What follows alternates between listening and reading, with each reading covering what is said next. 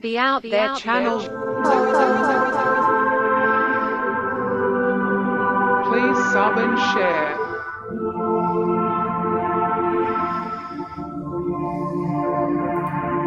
Searching for the truth. UFOs, aliens, greys and ufology. Real images, real stories, real videos, real cases, researched and investigated by professionals in the field and cutting-edge discoveries. Why is that so loud? Multiple witnesses, abduction accounts brought to you by Team The Out There channel. It doesn't look like it's Good working. to be back. 5, 4, 3, 2, 1. Action. Action.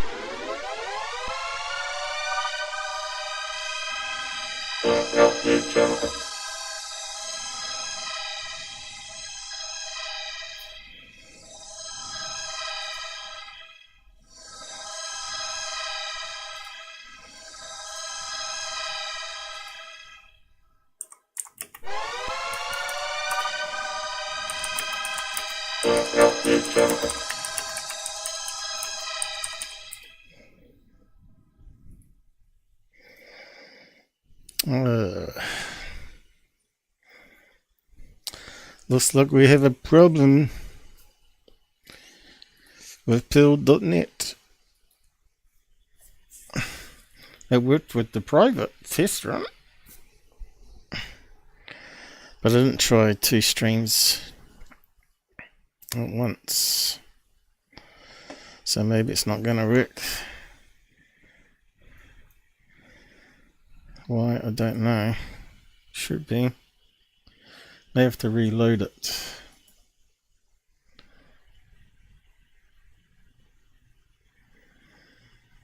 Let's try. With pill.net. It worked with the private test run, but I didn't try 2 streams. So it looks like it was receiving it. So maybe it's not going to work. Why, I don't know. Should be. Looks like I have to mute it here too. I'm hearing myself back in the headset. How do we do that? Let's try. With pill.net. Has that got rid of the echo? I think it has. Is it working alright? Anybody out there? So this is a test run to see if I can stream to YouTube and another platform at the same time. In this case, pill.net. As you can see, I'm logged into it here. Why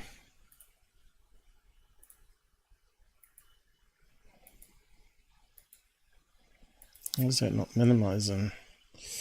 What's going on here? I think my computer will probably be a wee bit laggy. So anyone will try putting the chat up so people can join on voice if they want to. Hello, anyone there? Oh, I'm not sure how it works. Is that got to pop out? Yeah, looks like it's got to pop out for that one too. So I suppose we could do that. What happens then? No, I probably stuffed it up. That's not a pop out. Oh dear. I didn't pop it. I'm always breaking things.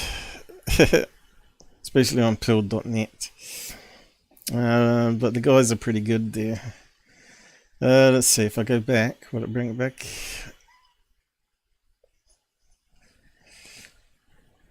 Hey, Michael King, how's it going? I guess you're not on pilled. Pilled.net. I'm not. We're just seeing they're getting better and better and improve the system. So just keeping an eye on them. I thought I'd do a test run, see how my laptop can handle going to 2 places.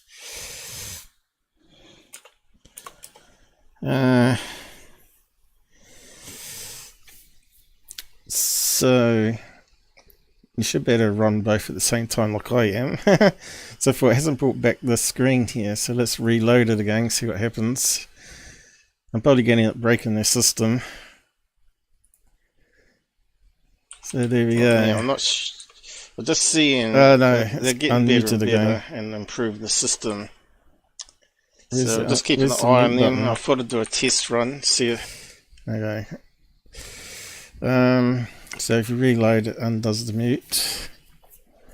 So basically you buy pills, red pills, or gold pills they call them, and they take their 25% cut from when people donate pills. I think it's $100 for $1 something. I suppose it's a wee bit less than what Google charges. But I haven't done a W9 form for them, so I can't collect money, or I can't cash it out until I've got a W9 form. You know, that's a taxation thing between countries, blah, blah, blah. Yeah, not sure how I share a link to my actual pilled channel. I suppose I could copy that. So it looks like it runs across 2 domains. So it's pilled.net, and then it's also got foxholes, they call it, which is the video streaming side of it. So pilled.net is the social.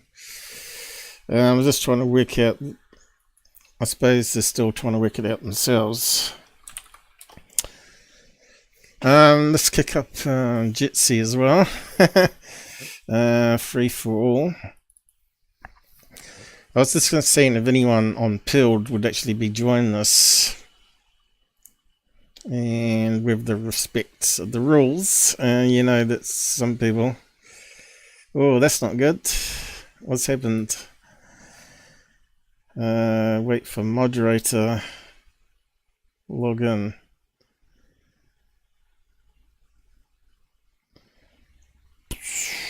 I shouldn't have to do that.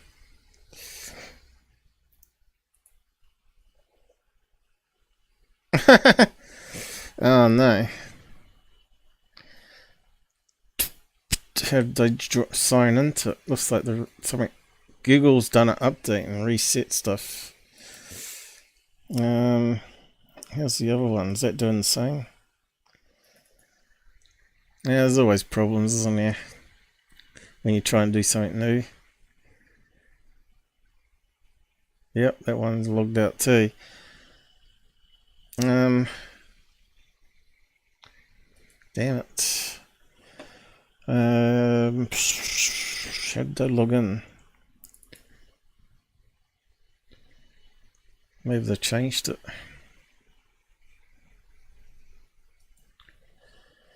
Log in, wait for moderator.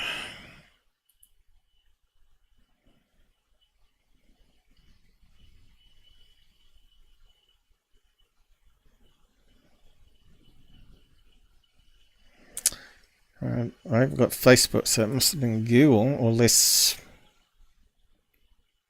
Normally you didn't have to log in, I don't think, but I don't know.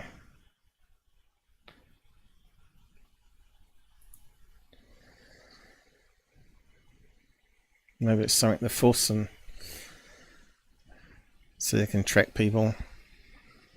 Does it working? Looks like it's logged in. Looks like they've changed something here again. They changed the code. They made it more big buttons and ugly again.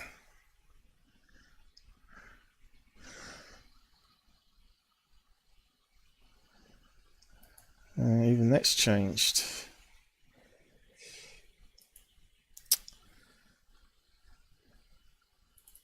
How do I get around that problem?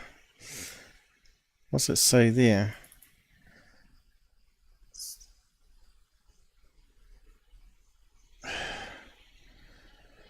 It looks alright there.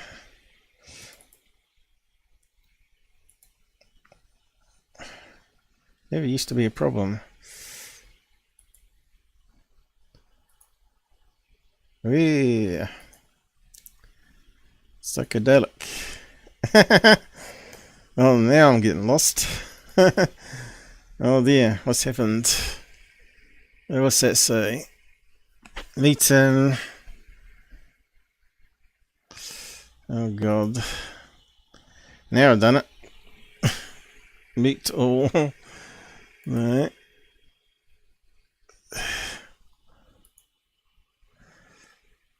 Oh, close it down, reopen it again. Hang on. We'll get there. You can join on voice if you want to, Mike. Are you still there? Say he's got 0 people watching. Yeah, looks like it stuck that stupid, horrible timer thing back. Looks like I've got some coding to do again.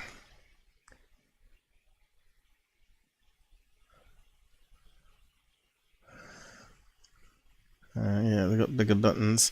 And they put this thing here. Normally, there was an option to turn that off, I think. It's going to be smacking the people's heads. Oh, well, at least it'll go away. It's only when I hover. Okay, that's alright then. We can live with that. Yeah, so, yeah, what was the free-for-all links? Let me just look it up. It's been a while since I've done it. On live streams. Join on voice.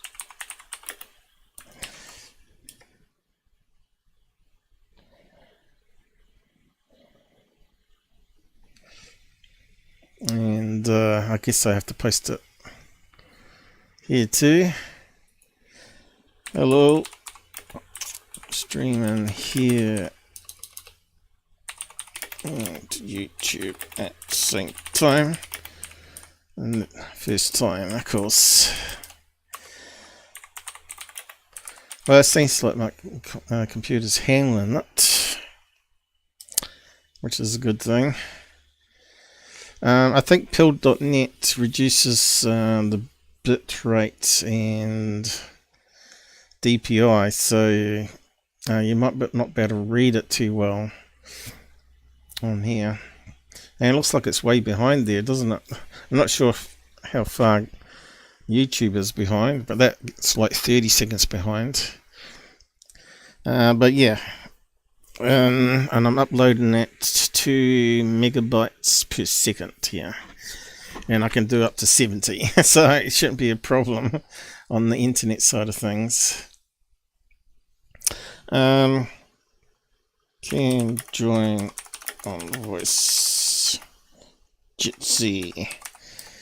Earth got browser.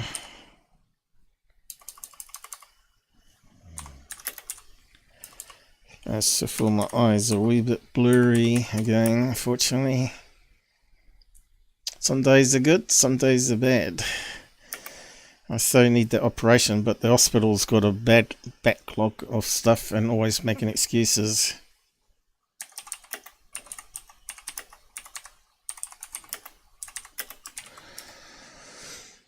So it's put up there, and you can download the Jitsi app if you want to, if you're on mobile devices or app, if not Windows. I don't know if it saves the chat. I suppose I better post it on YouTube too. Lying in bed. Let's have a look. Does that come up?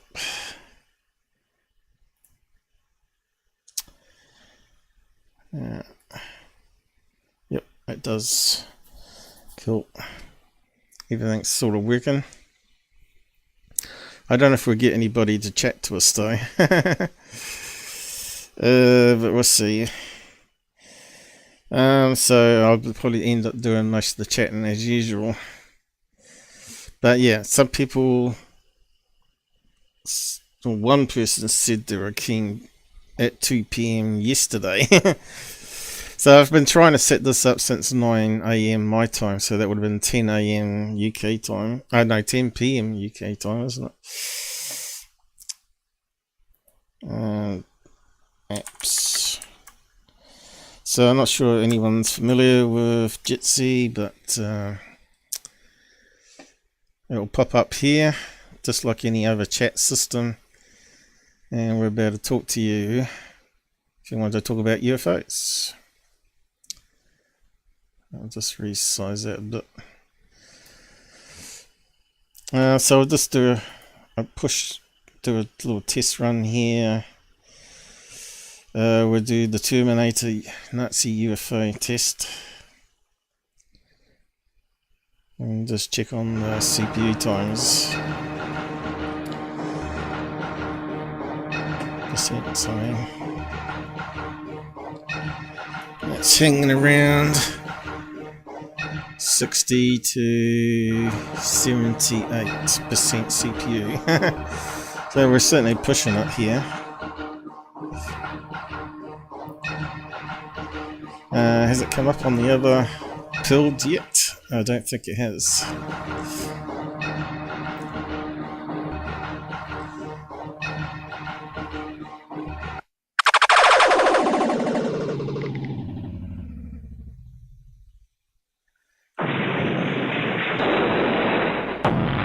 Now it's finally come up. So how many minutes behind is Pilled for streaming?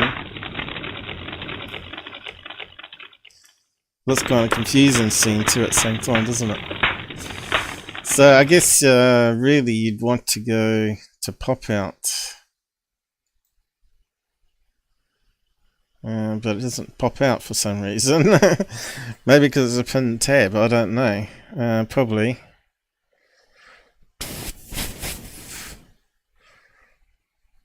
Is there any other functions here? Yeah, look, it's way behind. Gets kind of confusing though, doesn't it? Yeah, so that's working alright. My add-on software. So yeah, does it tell us the stats of how many people are on?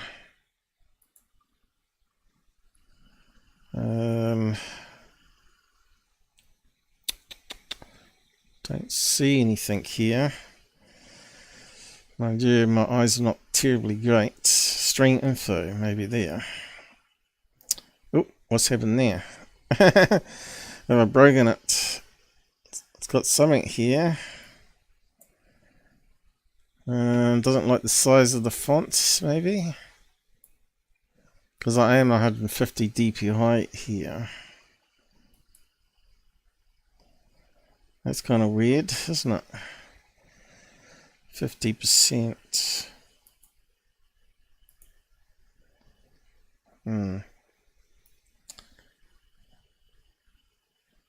Looks like it's got a few bugs and quirks, huh? What if I make it go bigger? Nope. I didn't fix it.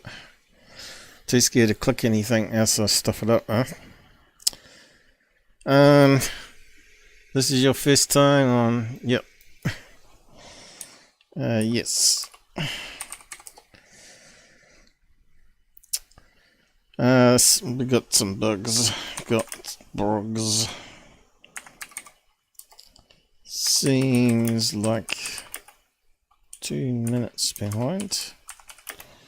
I don't know why, because I got fiber. Shouldn't be that far out, you know.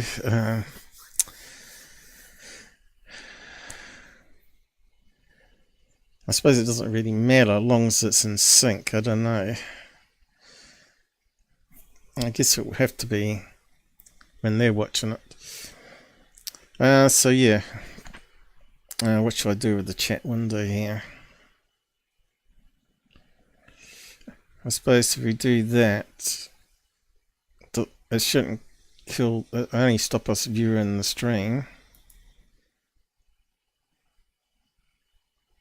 And we'll just get the chat window. There we go. It'd be good somehow to merge YouTube chat as well as the pill.chat somehow. I think this is where StreamYards uses API and it sucks them both in and puts it in its own window. Probably can do it with Streamlabs. They probably got a function for it probably. Although they're very selective on what platforms they add to it unless you pay. And I'm like open source myself, as you know, where you don't have to pay. So really, looks like I need another chat window somehow, so I can use this at the same time. Probably have to use it in another browser. We'll figure it out as we go. So yeah, if anyone wants to come on voice, the link is in the side chat. Other people get hundreds of people on. Not this channel though, because I'm a hater. No, I'm not a hater. I just hate censorship, disinformation, liars, shills, frauds. But I want to find the truth on UFOs and aliens. I've had my own experiences. And I've even had tall whites show up in the daytime. But they didn't talk to me, but they waved and looked at me and did other things. And yes, from that experience I realized they are very similar to paranormal experiences. So it started off back in February 2020, my experience. I've been streaming and doing YouTube stuff on UFOs for, let's see, 4 years by then.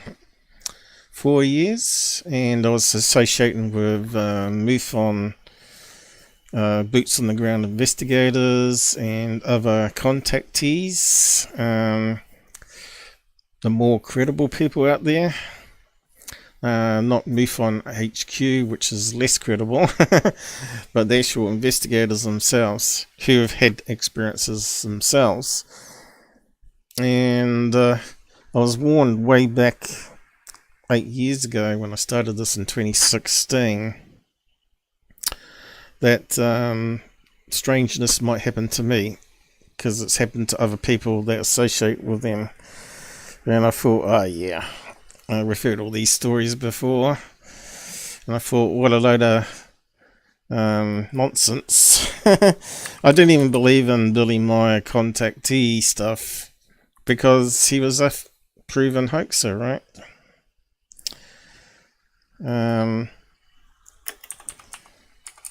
Grey aliens.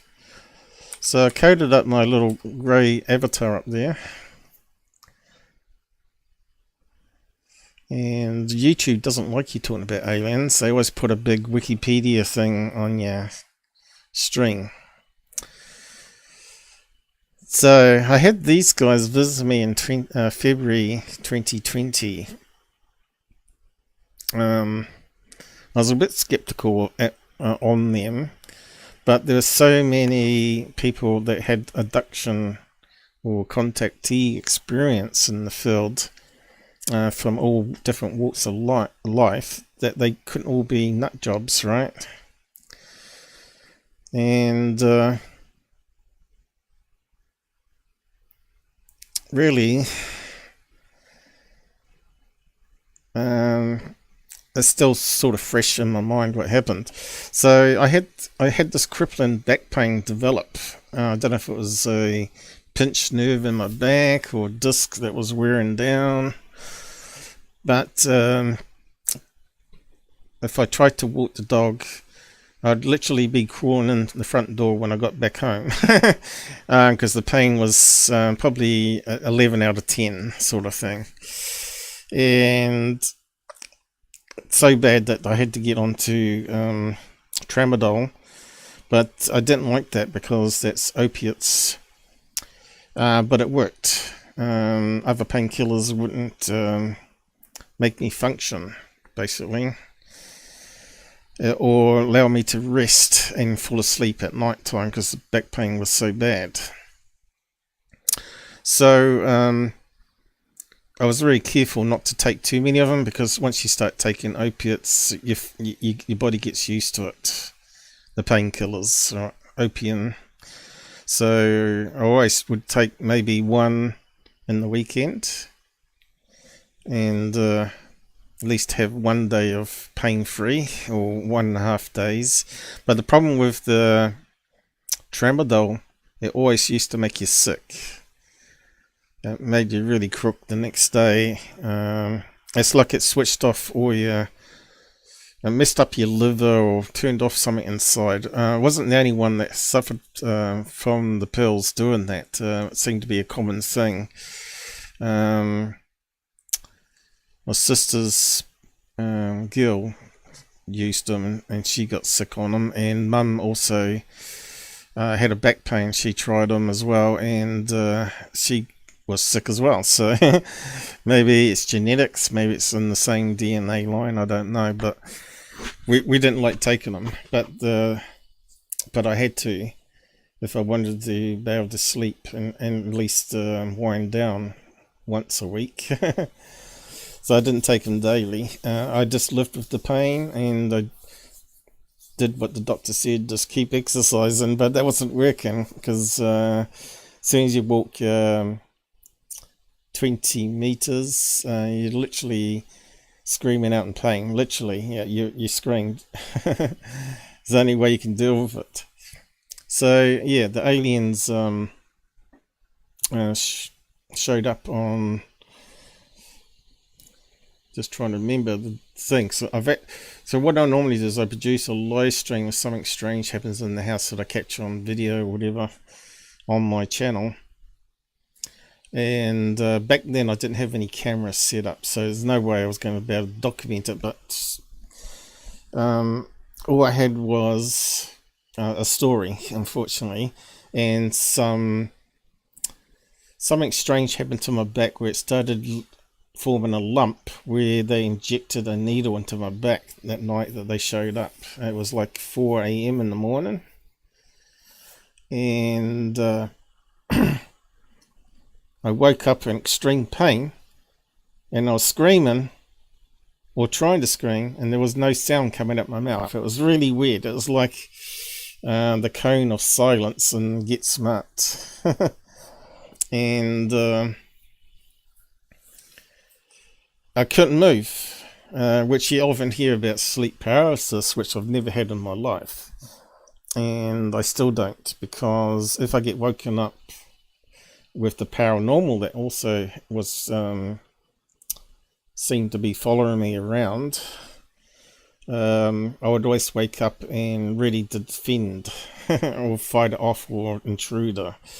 Normally sleep paralysis, you can't move or do anything, but I'm not like that. But this particular night I couldn't move, and I tried very hard to think, can I move my arms and stuff. I was on my side, on my right side, and I was in extreme pain, and all I could do was lift up my left arm because the sheet was covering my head. It was like summer. I was in the nude, sleeping nude in the bed. It was like 28 degrees Celsius in the bedroom. It was quite a warm night, so I only had a sheet over top of me, but the sheet was over top of my head, which was strange. So I tried to move my arm and lift off the sheet, and I managed to get some movement going.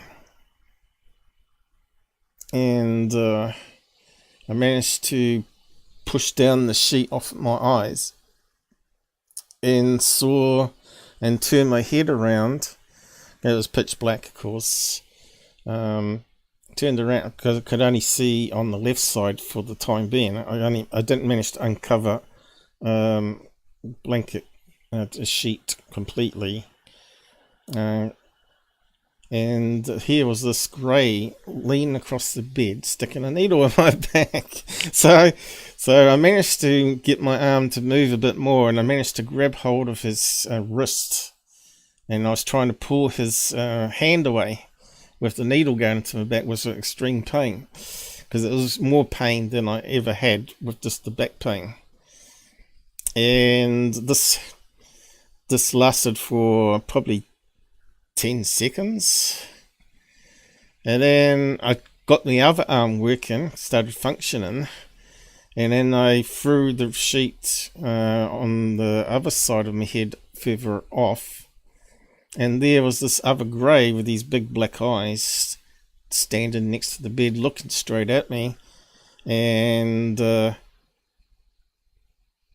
had like a grey blue bioluminescent skin, and I was thinking, oh, that's lovely. Here I'm in pain holding this hand of this other alien, which I can't remember how it felt. I think he had kind of rough skin, if I remember right, like elephant skin, like a lot of people talk about elephant skin, but it wasn't thick like elephant skin. So I was trying to fight that alien, and I was looking at this other alien, and it had these big black, what I call black eyes on it. I never seen anything so black, and I thought, hang on, why can't I see him? Well, he's giving off all this light, natural light around him, and it was illuminating its head. And I started waking up a wee bit by then, because when you're in pain you tend to wake up fast, and somehow it looked at me, and I went into this deep sleep again, and it was a kind of crazy dream I was having, like well, I can remember was this alien head on a tube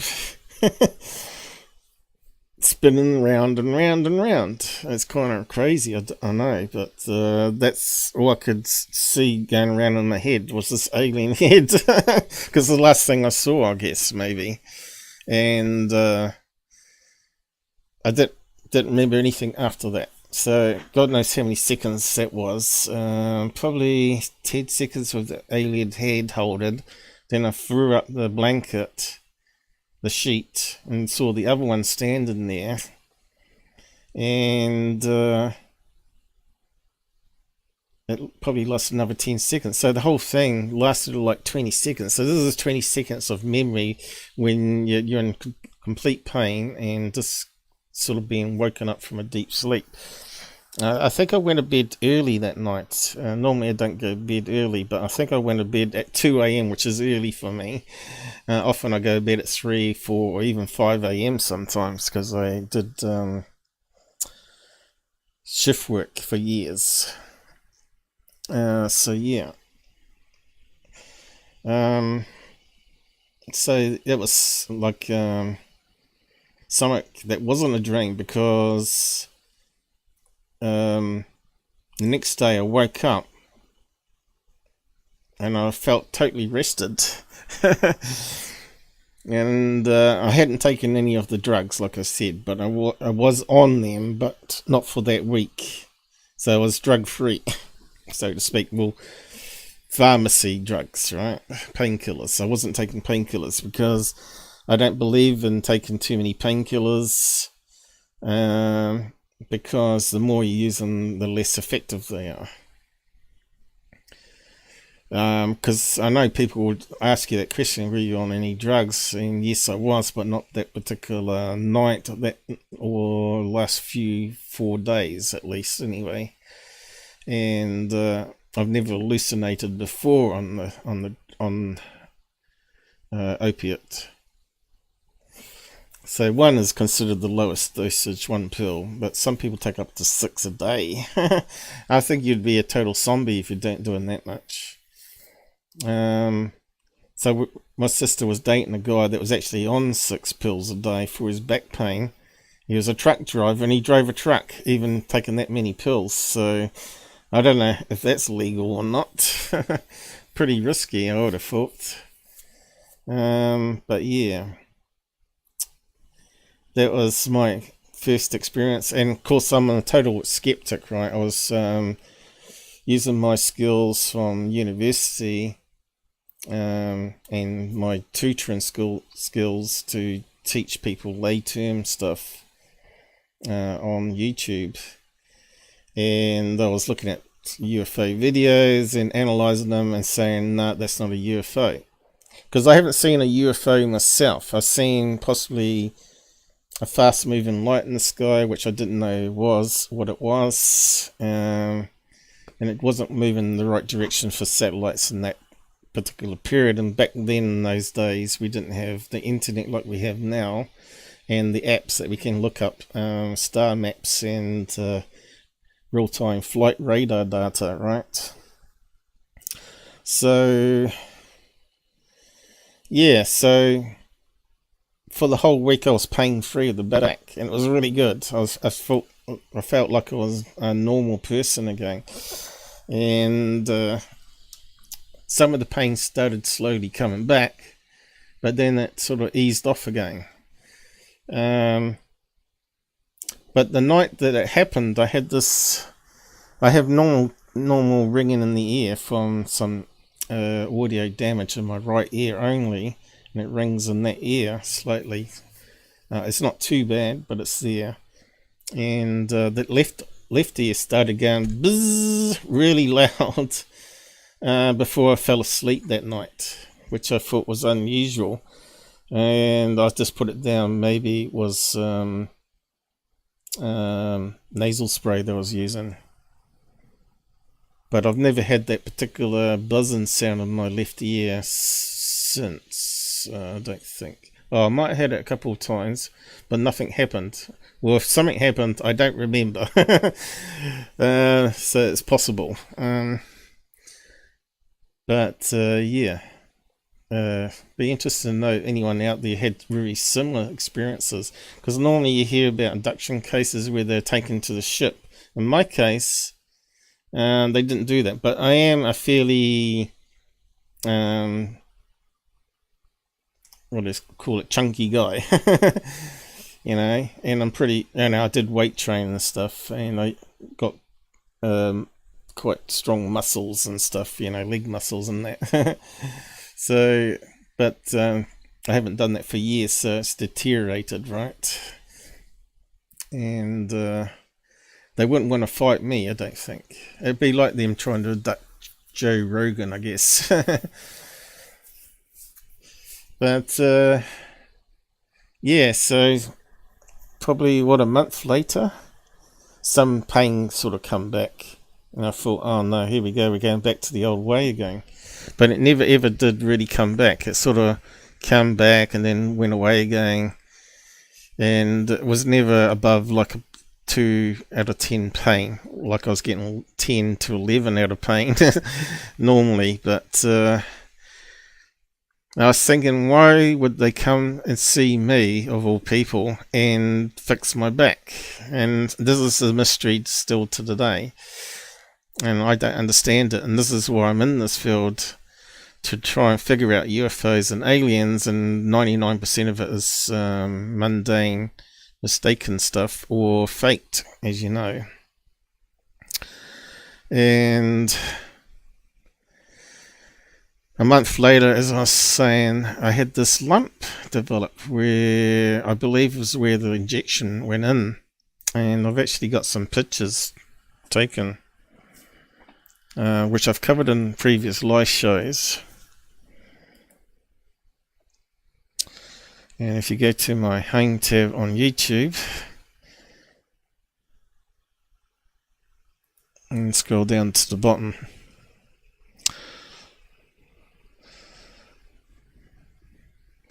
So my accent is cross between Kiwi and UK. So you wonder I say certain words with the English accent, or yeah, what have I done here? Before I clicked home button. Looks like it didn't work. Ah.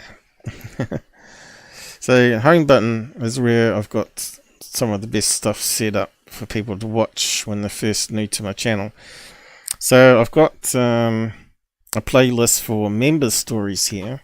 So anyone that comes on today that wants to talk about their experiences, UFOs or aliens, will communicate to anybody on Pilled as well, because it's streaming to YouTube and Pilled at the same time today. So anyone on those platforms can jump on to the chat program here. I posted the links in the chat. If you scroll up, you can get the link. Opens up in the browser and you can come and chat to me. And then I got this one here, Paul's Experiences. So if I open that one,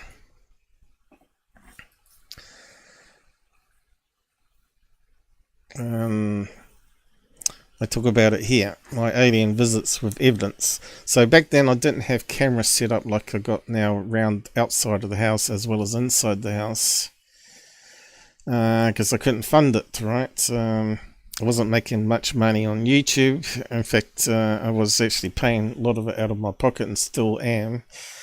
And but in the end, I decided to put a couple grand on credit card once I managed to get it down a wee bit and get the camera set up. And as you know, I've got one set up for sky watching and also capturing ghost activity, which is another thing that I get. So we'll just pump up the CPU a bit more here. So it's a nice sunny day out there. I probably should be doing an afternoon Skywatch show instead, shouldn't I? But you can see we're set up for capturing anything that's going to go on in future. But it's gone quiet, unfortunately. So there's a UFO called a lens flare. Now the sun's up here. It's overexposing on the fisheye camera here. So it's got a strange little pinky halo, which you see on Google Images, some of these types of UFOs. And it's got a nice sort of rainbow cone shape underneath. So it's probably LGBT friendly. And we got it looking at different directions. South, east, northwest, so we can catch everything we can around the house. But yeah, it's not even a plane in the sky. Nice views from the cameras though. Street in the corner there. Sometimes you see planes coming up this way.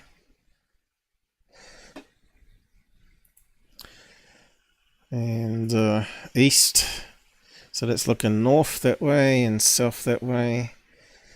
That's a dual lens, as you know.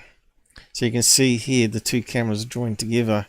So there's more light coming to this one here. So that camera adjusts its settings for exposure differently to this one here, you see. I don't know if that's a bug in the Chinese firmware or not, but yeah, it's livable, right? And we got one that we can control. Let's zoom in, zoom out, move it around. And you can see we get a lovely daytime picture from it, right? More so than infrared mode.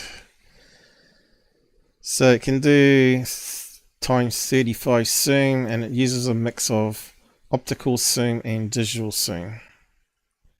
And it's got an autofocus there. So we're all set up. We just need the UFOs and aliens to show up again. And then we can say, there we go, we've got the smoking gun footage. How much are you going to pay me? $1 million to News Nation and other people. I don't think anyone would believe video footage anyway. Looks like no one's going to come on and talk to us. But yeah, I'll bring up...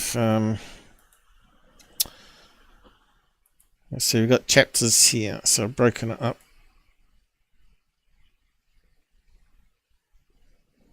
And we can hopefully find the spot where I'm showing the evidence. So I talk about, in this one, my life history. And maybe is the reason why I did get into UFOs and aliens and didn't even realize it, is that maybe I had experience when I was a kid in Germany. And it made me think about some night where I was really scared of moving shadows. And that's probably when I was about 3 years old. And we were up on the 4th floor or something like that. I was yet to find out from Mum what level we're on, but I don't think she probably can remember either.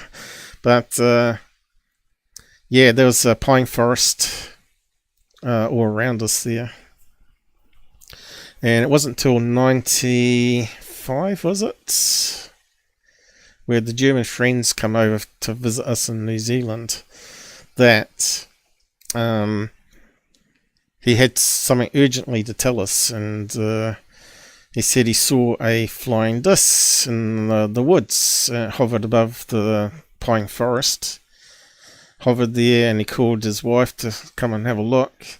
And they were watching this thing shoot off into the stars vertically, totally shoot straight up, a bit like you hear on the Navy Tic Tac videos. And I thought, wow. And this is before I had a live stream and all that else. I would have interviewed them and documented it. Back then, that was just a passing interest. I was more interested in paranormal because we're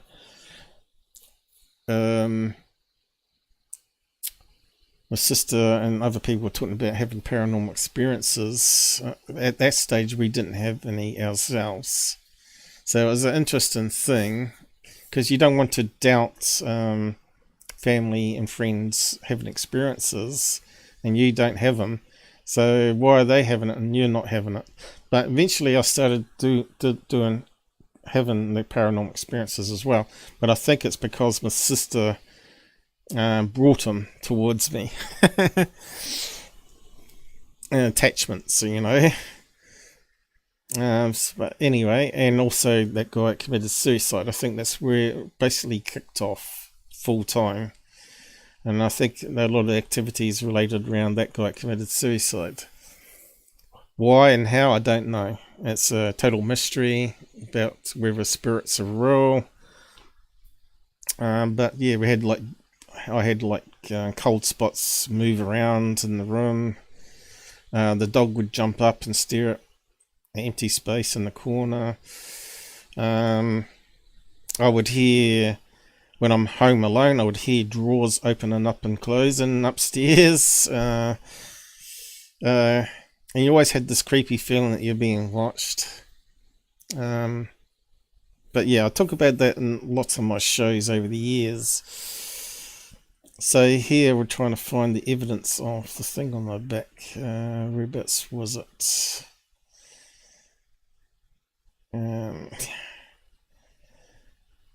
Evidence of alien injection. Oh, here we go. Looks pretty horrible. But yeah, I had this lump appear, and it started oozing this smelly clear fluid for at least a month or two. And it was really, really sore. Maybe they were doing genetic modifying on me. I don't know. I don't understand it. But if you have a look carefully, it looks like a needle punch hole there. Looks like it might be a punch hole there. and one there, and maybe one there. Now you talk about it being triangle shape, but it's not really a triangle shape. So all this stuff here crusted on my back is all the stuff that's dried out. And basically my t-shirt would be stuck on my back from this leaking all the time. So I went to the doctor, he had a look at it and said, oh, it's just a skin cyst. I said, yeah, I can't really tell you the full story. But yeah. And basically my back just got better and better. So eventually this thing finally stopped leaking. And it felt like there was like a void underneath the skin there. And then it's been okay ever since. It hasn't sort of leaked or anything, or hasn't come back again. But that's the only evidence I've got, proof that there was something strange going on. And I think I've zoomed in there, but if you scroll back a bit,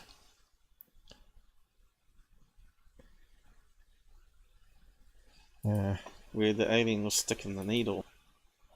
And you can see I'm just lifting up my t-shirt here, rolling it up, but you can see it's quite big. So there's my spine there. So this was, by then the lump was very sore. It's probably 1 inch diameter. So I thought maybe I've been injected with nanobots or something like that, because you often hear about that's the way our technology is hidden, right? That they might be able to program nanobots to work on DNA level or fix things inside us, like unblock tubes and all that. So that would be like the future, be like these little mini subs running around your system. Whether with people like that or not, I don't know, but if it saves your life, why not? And whether the body would eject them, I don't know. If you had these like little machines in you that sort of break down, would the white cells get rid of them? Or would they just be continuously floating around in your body? You'd want some way to use magnets or something to attract them into one area somehow, and then suck them out. Or I don't know, tell them to eject themselves into the bladder so you can pee them out. So I don't know. But if they're broken down, what happens then? Yeah. So I'll post a link to that there. And you can have a look. Pulls only evidence of the story. But it's more than what most people have got, right?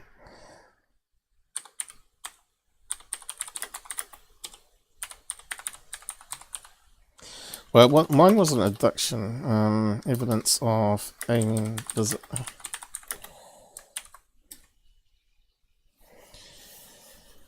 So all I can think is they like what I'm doing online with the UFO topic, bringing truth to it and getting rid of all the noise and nonsense out there. Maybe they want me around a bit longer. Or maybe I was talking to someone that they were also modifying or whatever, and maybe I was a good influence on them and giving them peace of mind, because I haven't had anything but a positive thing from the alien visit. It's never been negative for me, but the paranormal side of things, that's different. Like I've been attacked by paranormal. And that happened before all the alien stuff, so people often talk about them being linked, you know. I suppose I better post that there. I'm not sure if anyone's actually on this. It doesn't tell me how many people are watching over at Pill, does it? Anyone there?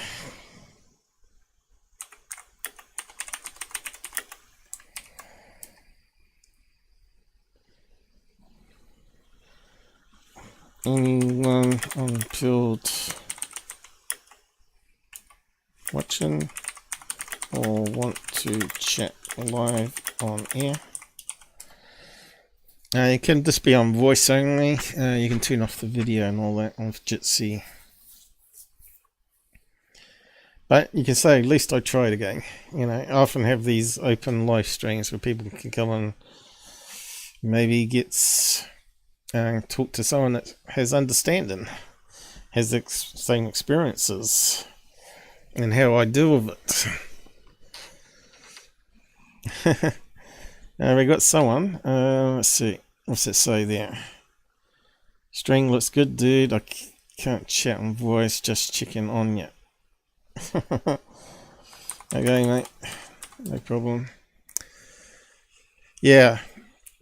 Hopefully more and more people will want to join my live shows and help us investigate things or get to the bottom of all this mystery of paranormal and UFOs and aliens, because it sounds really crazy, I know, but I'm not crazy.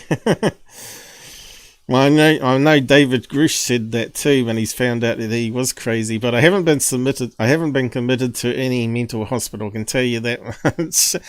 I have suffered from a wee bit of depression, but I've never been treated for it. I just sort of have the you know, when you lose your job and you lose your income, you do get depressed, and when you lose all your everything that you owned, and you find out the material things wear out after time, break down, and you can't replace them. So you really haven't got anything. So the only thing I own really is a laptop and junk and cameras now, because I spent a lot of money on cameras. But it's about 20 to 20 delay for me. Pretty normal here. Okay. Thanks. Where is the stats for watching? Because I got YouTube down there. It says 2 on YouTube are joining us here, 4 likes on there. It needs like a thing up on the top here on the chat. See, the problem here is the chat didn't pop out. It actually opened up in the same tab. So I don't know why it didn't work. I just clicked on that. And it just did this here. But it should have like a, under the chat window here, 2 watching, 3 people liked so far, whatever. Now that would be really handy. Send a pic to your DM. Alright, so it's probably there, but I'll probably have to go back to the actual video playing at the same time with the chat down the side, will I? Because that wasn't working out. Because it's actually less CPU just having the chat without the video. And the CPU's evened out quite a bit too. And we've got lots of things running here, which is quite good. It's now settled down at 20 to 30% CPU, which is pretty good.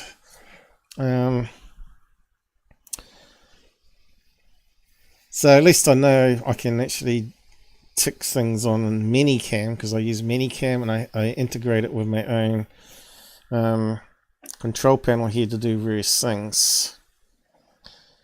Like the Men in Black or whatever, if I have technical problems. So I can turn audio off and say minimize small window, and then do the Men in Black. So if I have a technical problem, I can do that.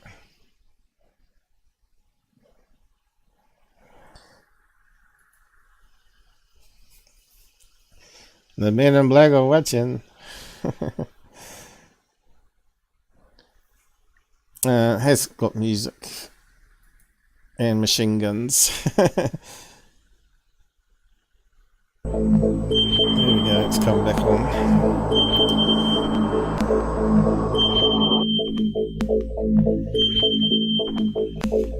But yeah, technical problems have not been much of a problem this year, lucky enough.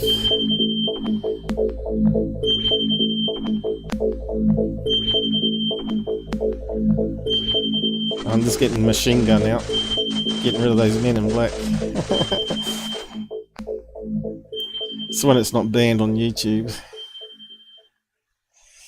There you go. So you can do that sort of thing. So this is a code I wrote that basically run a layer on my streaming software, and these buttons talk to a web page I've written, which runs up the video animations, WebM and WebP and animated GIFs and all that sort of stuff. So yeah, and I can just keep adding to it, right? And I got stamps, liar, fraud, alright, busted, and yeah, I should do a stamp noise, but I just don't find the time to do much coding anymore. So really, you know, all those extra features that you get on the streaming software I don't need, because I can do all my effects using my own code. But I should use the stamps more often when I debunk videos, right? At the end of it, I should always put a stamp on it.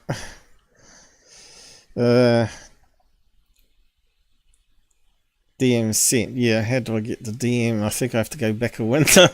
I'll have a look at later. I'll probably do another stream later, next week maybe or something, and it'll get easier and easier probably as you get into the routine of doing streaming to YouTube and Pilled at the same time. Pretty cool setup, yeah. So I am really a computer scientist in that respect, because I've written my alien head and I've written the special code to do all sorts of emanations and things. So I got Corbell here. Haven't played him for a while.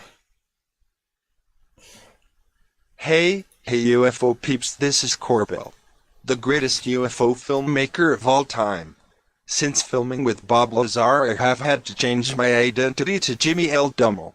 You can call me Dumb for short. I did this super great movie called The Skinwalker. But really it was 99% Nap's work repackage, hey. Anyhow, I just have to shameless plug the best UFO channel on the web, the Out There channel, so show him some support. Just simply giving a thumbs up for a like on today's show helps a lot, in posting comments on videos and watching some of the older videos. And if you're loaded with cash and like to help cover costs and buy new gear to keep the channel going, I show you how to find the links now. That's one of those about tab there. You can find his have. direct PayPal for one-off payments, or his Patreon to be a monthly supporter from as low as $1. And if you like his cool logos and funny artwork on a tee or hoodie, there's a merch link. I love that back graphic for Black Ops logo, recently added. Also watch out, to moderator in the side chat will post some quick links for you and other useful stuff from time to time during the live events. See ya later, UFO and alien fans. Dumpty do dumpty pay. Yeah. It saves you having to change camera views and all that sort of stuff. Just do it with layers. Yeah, like I said, I like to do open source stuff in my own code, and so I don't have to rely on paying someone else if I can help it. So still playing there, but it's near the end, I think. It's just going through the merch store. I sort of changed it a wee bit since then, but you can get all those logos. Yeah, so basically, like I said, the merch store, basically have been the only one that buys stuff off it. Because I actually wear the t-shirts and the hoodies and all that myself. Because it's really good quality, but it should be for the price, and they're not cheap. So, I'll just end that. There you go. So I got halt everything, that resets everything, and I got this little button here that stops whatever emanation playing is, and it checks every 5 seconds basically. It goes around So we've got Space Invaders. There we go.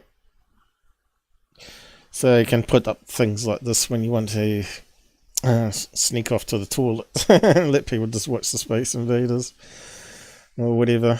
And I got background music, things that can pop up.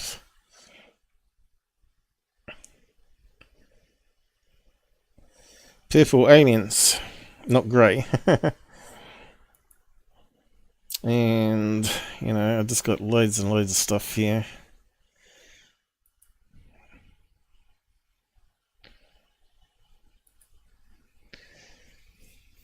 He looks a bit green, this one.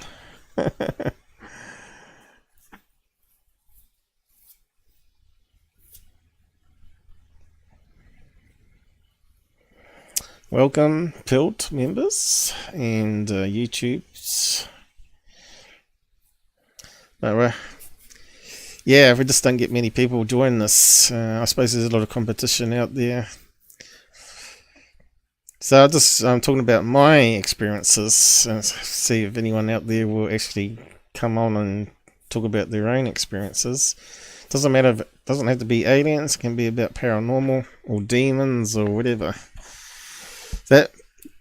So yeah, like I said, at least I got some evidence there of the claim of my back being stabbed. But yeah, I got a load of good videos here. Cases I've looked into, sky watchers filming aliens actually inside a UFO. UFO captured in UK when someone was stepping outside his house. He filmed it on a high quality 4K optical zoom smartphone, and it's a classic disc. Plus I got some of my best episodes and documentaries I've written here, including strange badges, which then goes to the crash retrieval stuff at the moment too. So I click on that, and Tesla there, and Towson Brown documentaries I've written. Remember that alien interview? Now you can see that the microphone back then wasn't really good, but it was on a cable mic. It was only like $2 worth. So yeah, there was this one here that we got the base logo from to make our own one for the Out There channel. But yeah, they got all these strange logos that claim to be badges. Yeah. Alien with a chain around the neck. What's that mean? Alien Technology Exploitation Division. I'm pretty sure some of these are fake, but they're pretty cool anyway, you know. And you got this one here. It's meant to be secret, like a Black Ops patch. Apollo 20. I don't think that ever existed. What was that one there? That looks a bit like the case. What is it? Betty Cash.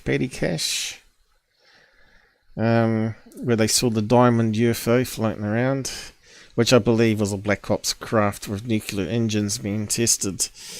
Myself, because they come back later and dug up the road. You might remember it melted, burnt their skin, and they got radiation. Flight test squadron, special projects. So I think some of these might actually be real badges. Some of them are clearly fake, but they're interesting. The woman got radiation burns, I think. Oh yeah, I'm talking about it there. This one's a kind of strange one. Alone and Unafraid. Sounds like Naked and Afraid, TV show.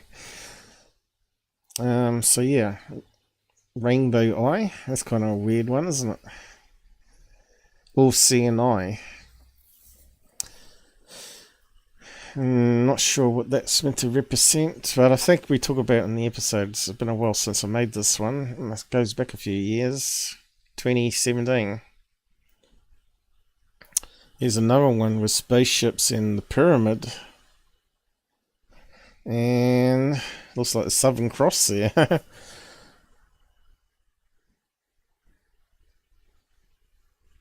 Could be Australian. Don't know. It's good going back over old stuff. You never know. You might see something new on it. 23 230 space operations. Two-faced shadow guy.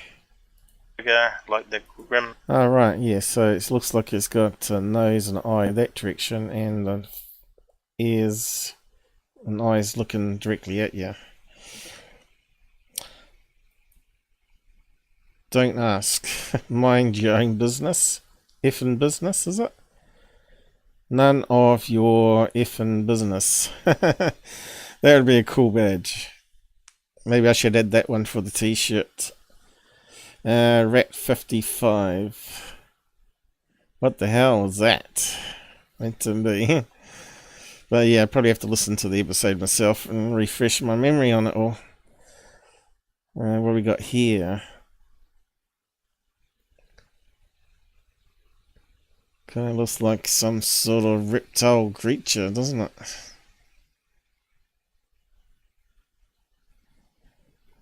Where does it go back? Want to see the foot? Oh, here we go. So what is it? A dragon? Oh, right, yeah. They use dragon a bit in badges, don't they? Does it mean protector? So, is this NORAD or something?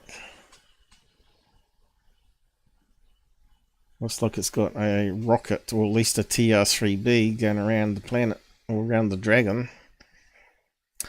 Yeah, so if you ain't seen that episode, I can post it up as well. I got a bounce, that's right. Okay, no problem. Badges.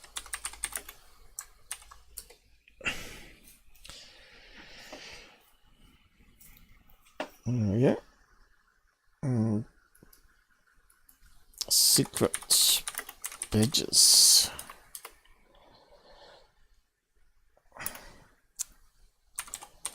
Perhaps I can Ross Cold Tard Ross Coldheart should be watching that episode I made there, because didn't he get suckered in by a badge from eBay? Yeah, I've done quite a lot on my channel, right? So yeah, what else we got here? And of course we've got my art and cat lasers, that's quite a good one. So when you ever get an argument going, you can just put that up.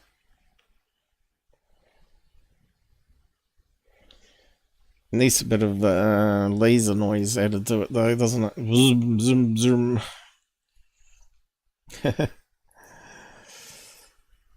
Cover-ups. Can't remember what show that was from. UFO cover-ups. Do you recognise what that's from? Is that what 1990s type TV show? I can't remember what that was from. I did that James Fox one, which I got a lot of hate mail over it. I don't know why, because it wasn't really meant to be hateful.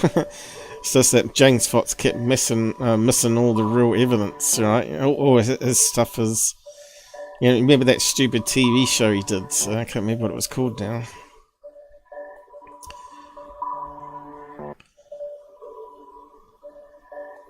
So I probably should have added some voices to it.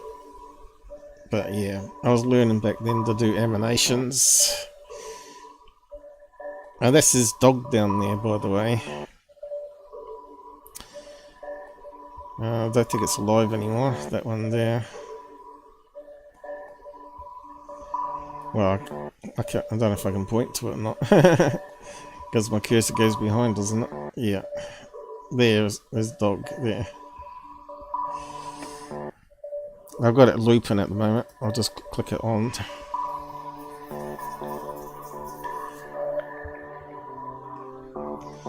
I could have done a wee bit better editing on his head there. I saw a couple of errors there. Watch out for the cow! Behind you, James. No, I'm looking the wrong way. Other way. Funny, guys, funny.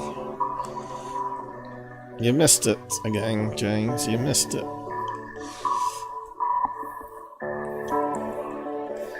We got another one on pilled.net.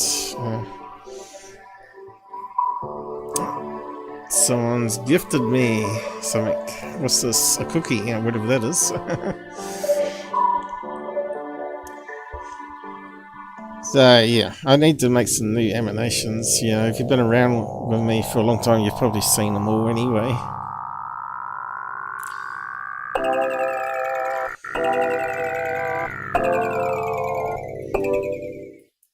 Thanks, man. I don't think I can cash out until I give them my W9 form or something. And I don't think they do e-coins, what do you call it? Gold coins. Not gold coins, crypto.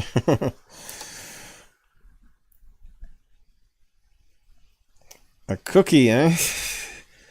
I'm still new to this. This is my first live stream, by the way. So, people call me a debunker, but I'm not. I'm an experiencer / truther.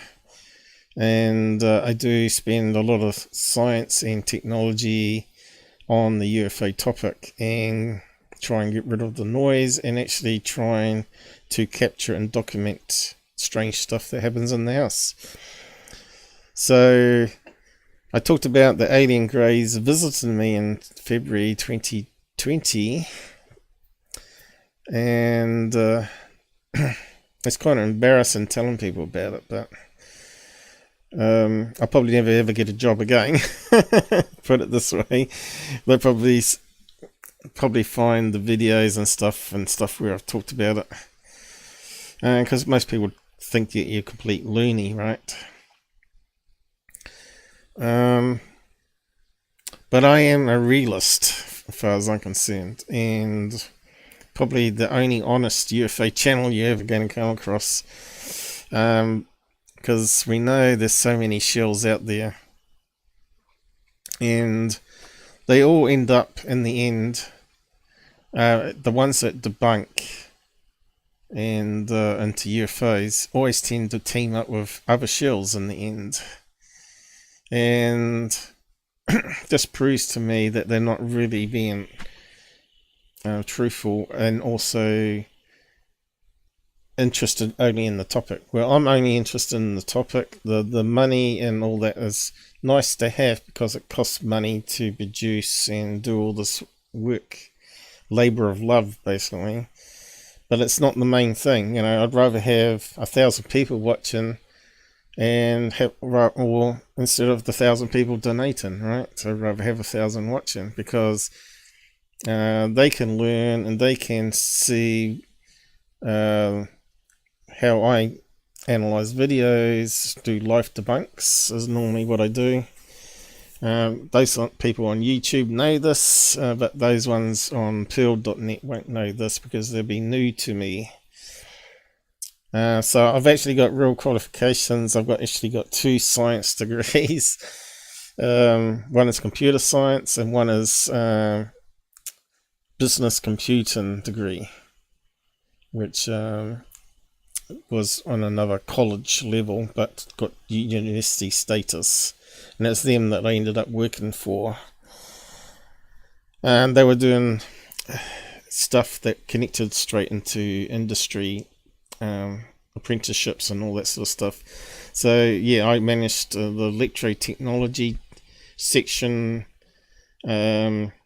network and setting up the software that they used in the labs, which was programming robots and PLCs and all sorts of high-end stuff. And also the other half of my job was managing the CAD-CAM section for the engineers. which was through Autodesk Products back in 1993, I think it is. Time flies. So yeah, I was there for 4 or 5 years. Yeah, it was kind of challenging, but yeah, I think they had to recruit at least 2 people to replace me after I left. And they didn't realize how good they had it with me on their staff. Hey, we got someone joining us. Hello. I can't hear you though. Hello, hello. Why can't we hear you? I was muted. Ah, right. I was muted. Yeah, you said something, but I didn't quite hear. I was muted. Can you hear me now? Yeah, can you turn it up a wee bit? I think it's a wee bit quiet. Else I can do it at my end if I need to. All right. Can you hear me now? Yep, I think we can hear you. How about people on YouTube? Can you hear? What was your name? Hang 10 AlienSurfer. What? Hang 10 AlienSurfer. Hang 10 AlienSurfer. What's that mean? I surf it. Yeah, I'll just I'm having trying to turn it up. Here, let me see if I can turn it up on my side. But, I can hear you just fine. All right, now I can hear you. That's good. Oh, okay. What was that? Alien Serpent or Surfer. Now you got me saying. Surfer. Right, I got you. Whereabouts are you from? Hang 10, bro. I'm from Zeta Ridiculi. No, I was meaning within the actual USA. So where you hiding out then, I should say. No, I'm out. I'm in Los Angeles County. I'm not actually in Los Angeles City. All right. I'm in a... Yeah, so do you go to any MUFON symposiums or anything like that while you're over that way? No, I don't. I've always wanted to, but just haven't had the time. Yeah. And now I'm trying to get my... Have you ever thought becoming a MUFON investigator? I have. I just... It's like I haven't had time, though. All right. More about the looking into it and writing stories and creating cartoons. As right. I created this character that you're talking to a number of years ago, and as an alien looking into the Earth and humans from the outside perspective. I'm just trying to figure out what it all is, because it's quite complex. But I still believe that there is a interdimensional aspect to it. And I think the paranormal and the aliens have a common access point.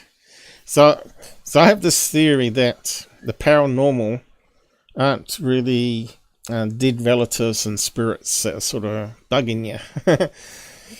It might be some entity that's mimicking the people, right, and pretended to be them. But I think these entities come from another multiverse. This is my theory.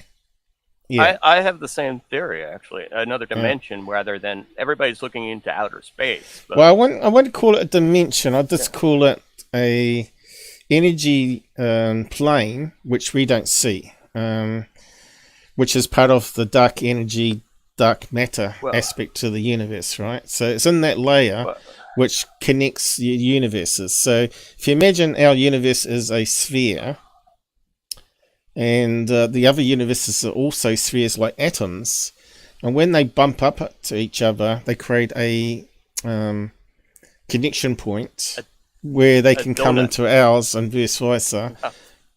Yeah, and you've heard about time slips and all that sort of stuff happening.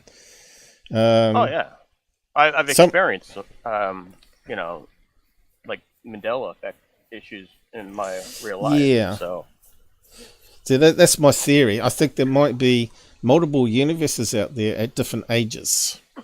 but So it's like if we were drawing on a piece of paper in a two-dimensional world, how would we have any knowledge of a three-dimensional world? Like, I don't think it's to do with dimensions. I think that the dimension thing is like a misleading thing, but the dimension thing is an idea to there's a membrane connection point between the universes. But like atoms touching atoms. It's not string theory, but there's another word for that.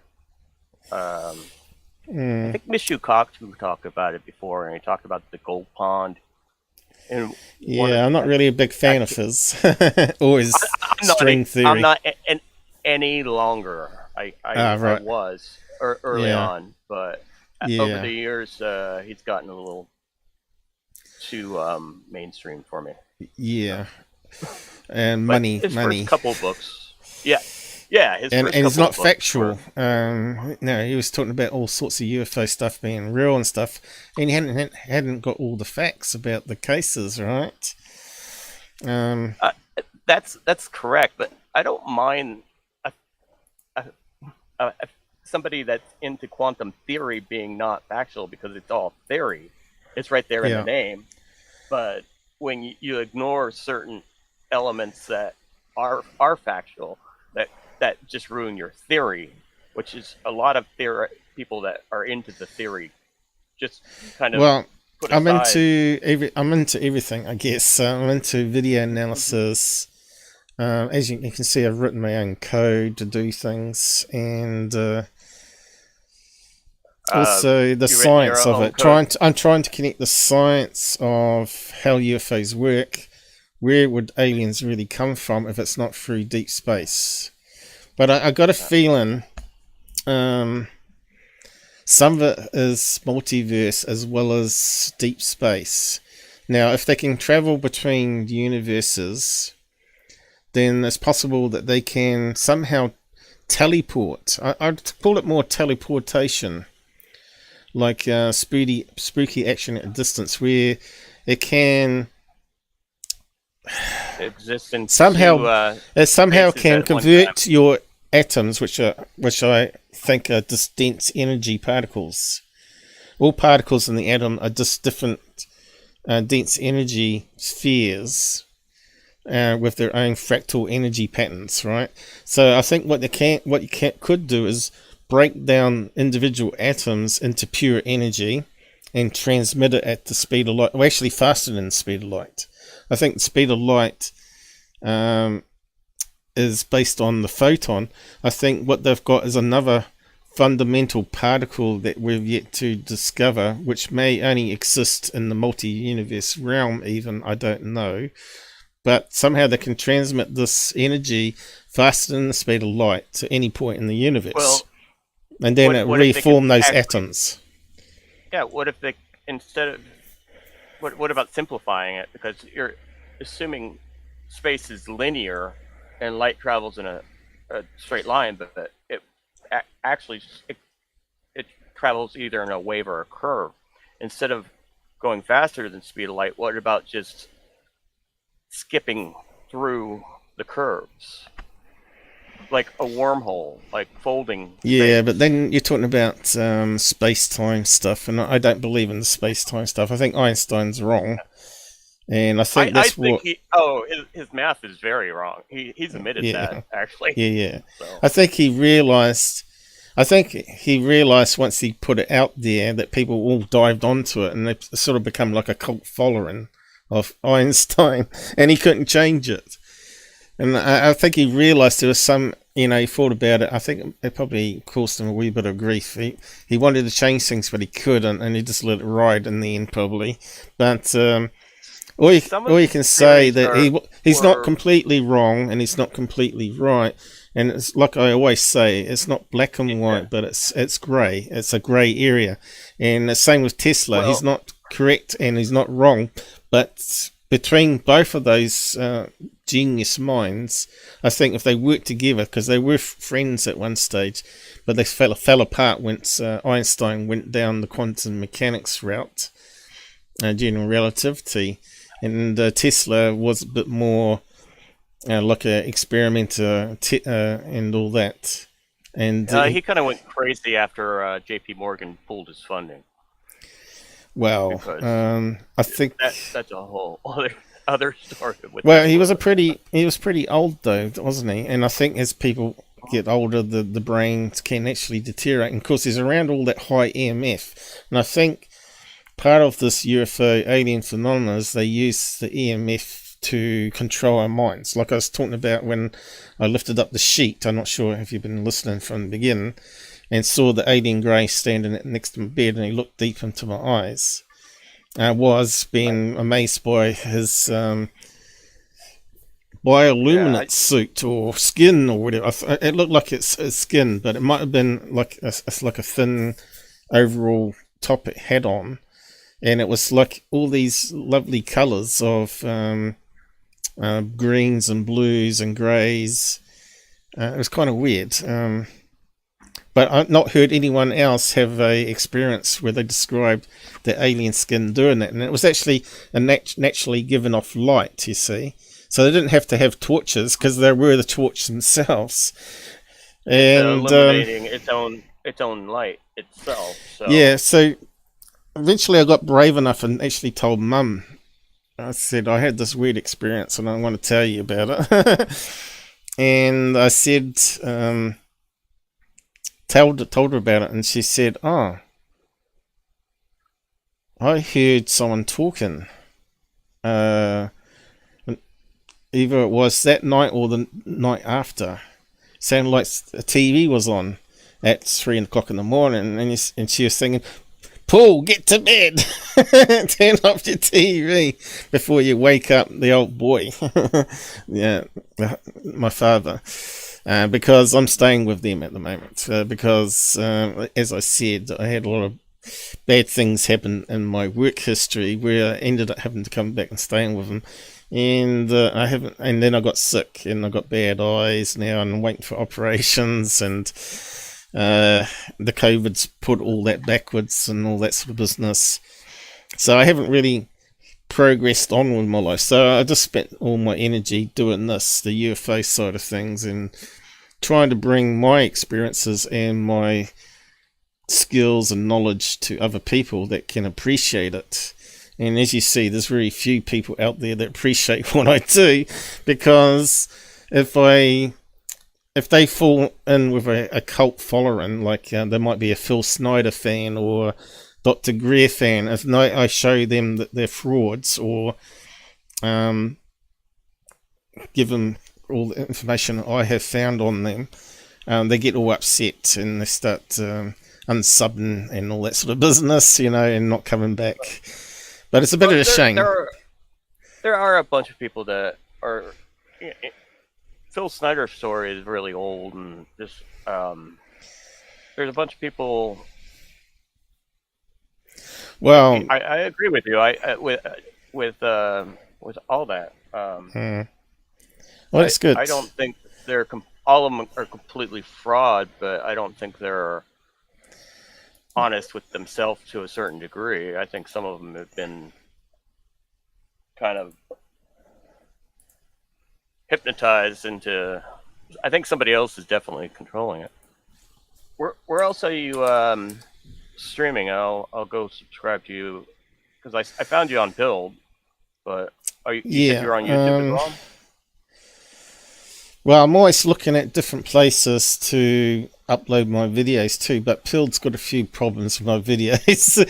Some of my videos have been over 6 hours, and they only allow 6 hours, I think, for streaming. So if YouTube allows up to 8 hours, I think, or even 12 now. I'm not too sure on that, but I've done 8-hour live shows before where people have jumped in all night long and we've talked about certain things. I've presented stuff and then people jump on and start talking about it and all that sort of stuff. So it's been quite a fun experience over the last 8 years doing this, and I never thought I'd be a podcaster, let alone a video editor or even a hoster, because my English has never been 100%. You know, it's not perfect, and of course, US seem to have trouble with my accent being Kiwi. Well, Kiwi/UK, because we're migrants from UK. I don't have trouble with your accent. I've known quite a few Kiwis. I can understand them a lot better than some, some people in yeah, that's good then. I think most people are okay with me. Some people say I mumble at times, but which might be true. Sometimes I'm not feeling the best, because with my eye treatment, part of it was taking these immune pill suppressions. And basically, lucky enough, I stopped taking them, but they were destroying my liver. And I was really sick, and I'm still only just recovering over that now. I stopped in, oh God, what was it, about 6 months ago. So, still recovering from that.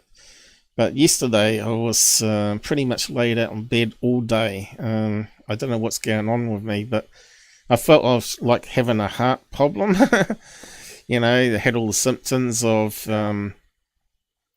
shortness of breath and pain in the arms and thing. But I don't think it is because, I do suffer from muscle pain because I bent over and strained a muscle and it's still coming right. So it's a bit hard to know if you're having a heart problem or is it some other related symptoms coming through.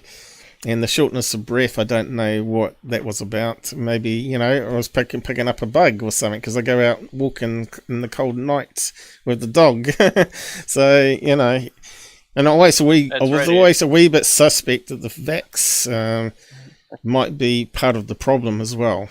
Because they wanted me to take it while I was on these immune pills. So I was taking two things which weren't really good for my body, but they was able to stop my eyes attacking the cells in my eyes, which were causing the problem.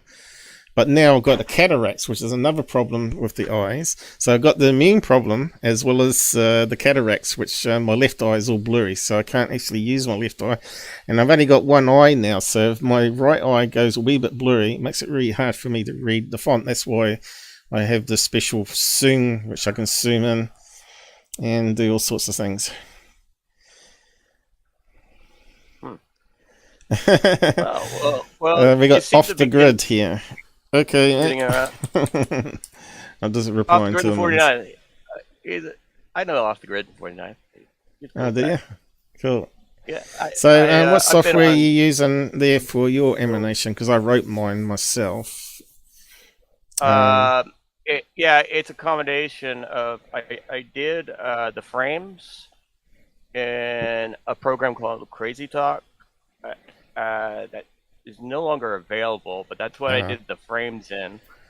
And then there's a open source audio script that will allow you to move change voice. The mouth. All right. Well, the change of voice one I haven't gotten working because of I'm on a Mac. All right. It works better on a PC. Mm-hmm. But basically, I combined the frames into two different GIFs. One with the mouth closed, right, like this. Yeah. And then when I talk and the audio level goes up, it goes to the other frame of animation that I did with the animation software. Right. And so it's just it's something I programmed myself, but right. I had help. So we're pretty much very similar then. Yeah. I did you do something very similar with the one of my microphone? Yeah, I wrote it on Auto It3 script, believe it or not. It's like a structural basic language that calls Windows APIs. And it can do quite a lot of advanced things. So you can look up the microphone and then pick up the values from it and then use that to work out the size of the mouth and all that. So I've got various versions here. not I'm just being a bit careful about how much CPU I've got in this laptop here, but I got this standard one here, but I've also got various ones I've been playing around with. So it gives me a list of all the mics that I've got in the system. I've got a lot of mics on here, inputs. So I want 7. So I got the big version. So depending on how much CPU we got, whether it can process it. It was one I was working on, which is like a scaled up version of the small one. Because, yeah, I didn't want to put my face out there, although I have got it on the thumbnail my face. I didn't want to do a live cam in the corner like everybody else. I wanted to be slightly different, and it just looks cool, you know. So that was the first one I tried. Oh, yeah. And just get rid of that one. It's not responding. CPU's lagging a bit. And then I got on with proper animation rather than drawing a circular mouth or oval mouth. And this is the new improved version. Oh, right. Is that the new improved one? Or is that the old one? Hang on. Oh, no, it's the old one. Let me just... maybe I had the right one up then. Must have switched the icons around and not realised it. I've done that before. I know exactly. Yeah. Oh no, it looks like they're both the same. What's happened there? I'd have to figure that out. Yeah, I haven't played around with these ones for a long time, but the one that was animating the mouth properly, and it blinks a bit better. When I first did mine, it was a little jerkier. It's still kind of jerky. But yeah, it took me a lot of little tweaks and things, and to buffer it before you write it to the screen and all sorts of things. Because it hasn't been updated for years, but it's a really nice little piece of program toolkit. Yeah, it's a bit of shame I got the wrong one here. Probably have to check into that. I'm not sure why I got two the same there, but this looks like I got two the same icons up on the desktop there. But yeah, they say I wrote this in 3 days, and the big ones as well, which was pretty good because I'm not really a coder. I was really more of a IT administration LAN person and package installer pretty much, and help desk, you know, interfacing with the students. That's what I do for a living. Exactly. And then I was doing part-time tutoring for the university on computer stuff for the CAD CAM. So yeah, I was really well respected there because I was a fast troubleshooter. So if there was any problems, I would have it fixed, especially on CAD CAM, and I was like the expert on Autodesk products there. I think we were the only place that was doing Autodesk at the time too. We're doing cutting edge stuff, 3D Studio back then. 3D so yeah, Studio Max. And yeah. I started out in '95 with like SGI stuff and stuff like that. Yep. But we got a couple of my friends in there. Video Demon Slayer, how you doing? I'm in my 50s now, by the way, so I'm not sure what your age group is. I'm in the 50s. Yeah, late 50s. There you go. I'm in early 50s. I'm 53. I started out on 8-bit micros and 16K of RAM sort of stuff. I'm not sure about you, but you're probably the same. Without the mouse. No. No, I had a mouse and a GUI. So. Yeah. The old computers were fun. I used to do hardware modding. I used to pull it all apart and solder things onto the motherboard and do things that you were meant to do with it. And before MIDI was invented, right? MIDI hadn't been around, and I got hold of this small 62-key keyboard and pulled it all apart and soldered contacts on each of the keys on the keyboard, music keyboard, and I wired it into a ZX Spectrum 48K and I wrote software to record what you're playing with the keys. That's that's how you were doing it back in those days. So yeah. I hadn't had any music training either, but I sort of self-taught me how to play keyboard and whatnot. So the intro that you heard was me mucking around with some software, and I like music because I'm sort of creative. I'm sort of artistic, not autistic like David Grush, but artistic. So I did paintings and stuff, but at school, and I was quite good at it. So yeah, I don't know. People would have thought I was a bit nerdy, a bit of a whiz kid, nerdy type people. You and I actually have a lot in common. So that's. And then I started on this project of writing AI. You know how you do AI now with sentences, but I was doing that on an Apple II. I'd written this program and wrote machine code for it. Back then we didn't even have compilers. You had to write it from looking up in a book the CPU codes and adding them together and all that sort of stuff to do really fast compression. You gotta look it up and then put in the code, like type in the code manually. Yeah. Nowadays you can copy and paste it. Yeah. I think it was called poke, the command. It was on the ZX Spectrum as well, but I'm not sure. What was it? What was it on Apple II? It's amazing what you forget if you don't use it for a long time. Yeah, I know. On the Apple II, I remember using Lotus 123. Like years later, I came across a computer with Lotus 123, and I was like, "How do I get into a cell now?" I was like, but it was all like basically C. Everything's deprived from the C language, which is if this, not that. If you enter this, it's not that. But almost all of the languages are a variation of that base. That's a very. Anyway, I wrote this AI thing, and it was really, really good on Apple II, and I designed it so it could learn. So you could feed it information, and it would learn. It would analyze the sentence and break it into nouns, and work out. It's also object related. I didn't realize, but object related code come in much later after I was mucking around and creating my own version of it. Basically, I was reading the sentence and working out the object. So if you said a dog has 4 legs, it knew dog was the object, and it would save it in its memory, and then it would put as attributes 4 legs, right? So you could feed it all this information, and at the end of it, you could say, has a dog got 4 legs? And it would say yes, or it'd do a comparison using machine code to really do it really fast.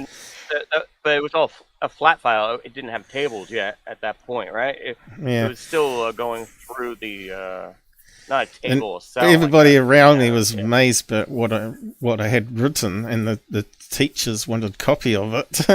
I said you could use it for anything. Like you could feed all this information into it. So like it was maybe parts of a car, right? And you could put serial numbers in, and then you could say, give me a quiz, and then it could say, what's the serial number of this car part?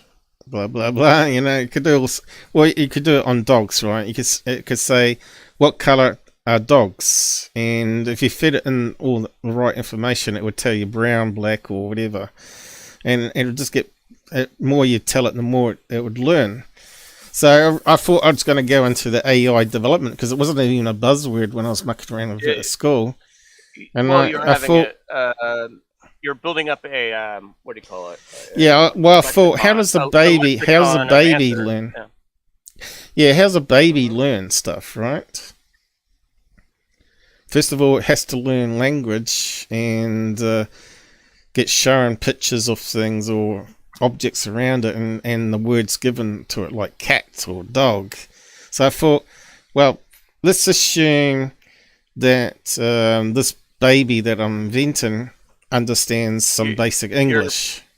You're programming a baby, basically. So I give it English understanding, and then I could tell it anything, and then it could use that information and build up the words and linking the attributes to the objects. And you got to remember what age I was, and it was like my heyday of my brain was like supercharged, and it was like I would go to sleep and I'd wake up with all these ideas. It was like I was getting fed from the ether, these ideas to develop it. Unfortunately, it went nowhere because life got in the way. I ended up having to leave school, go to work, and then I saved up. Then I went to university. So I didn't go to school to university. I went to work first, paid my own way through university, and by then the world had changed. Everybody was after not university qualified people, but they wanted Microsoft qualified people and all that sort of stuff.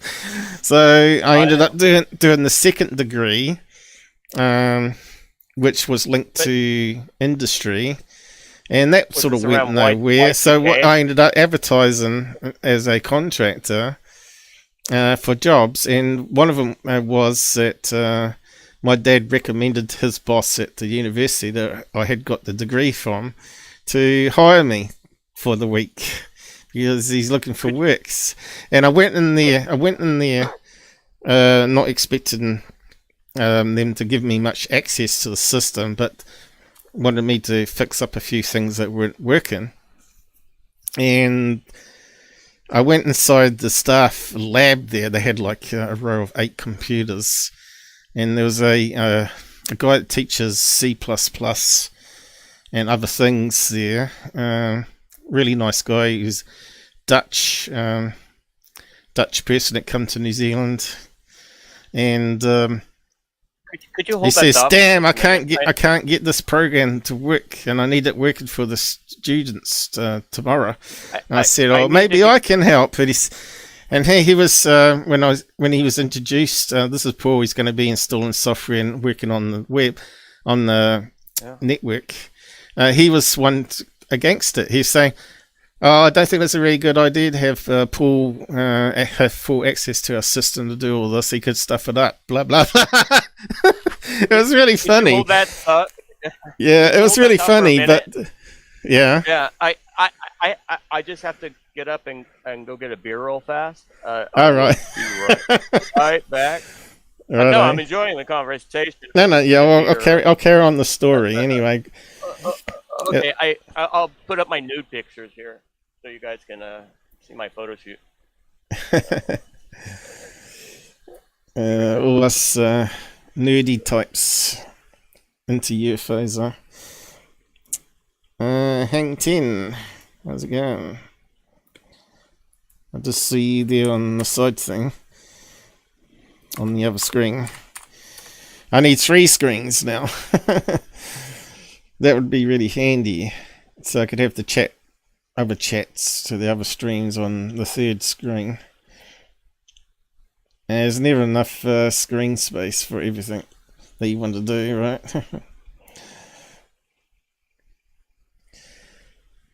How long have we been going for? I think we've got a 6-hour limit. Let's see, we're coming up to 2 hours already. It's amazing, time flies when you're having fun, huh? Michael, he's there too still. Thought you might have fallen asleep. You've probably heard all this before though, Michael, but it is like a test string, like I said, so you're probably going to get stuff that I've talked about in the past again.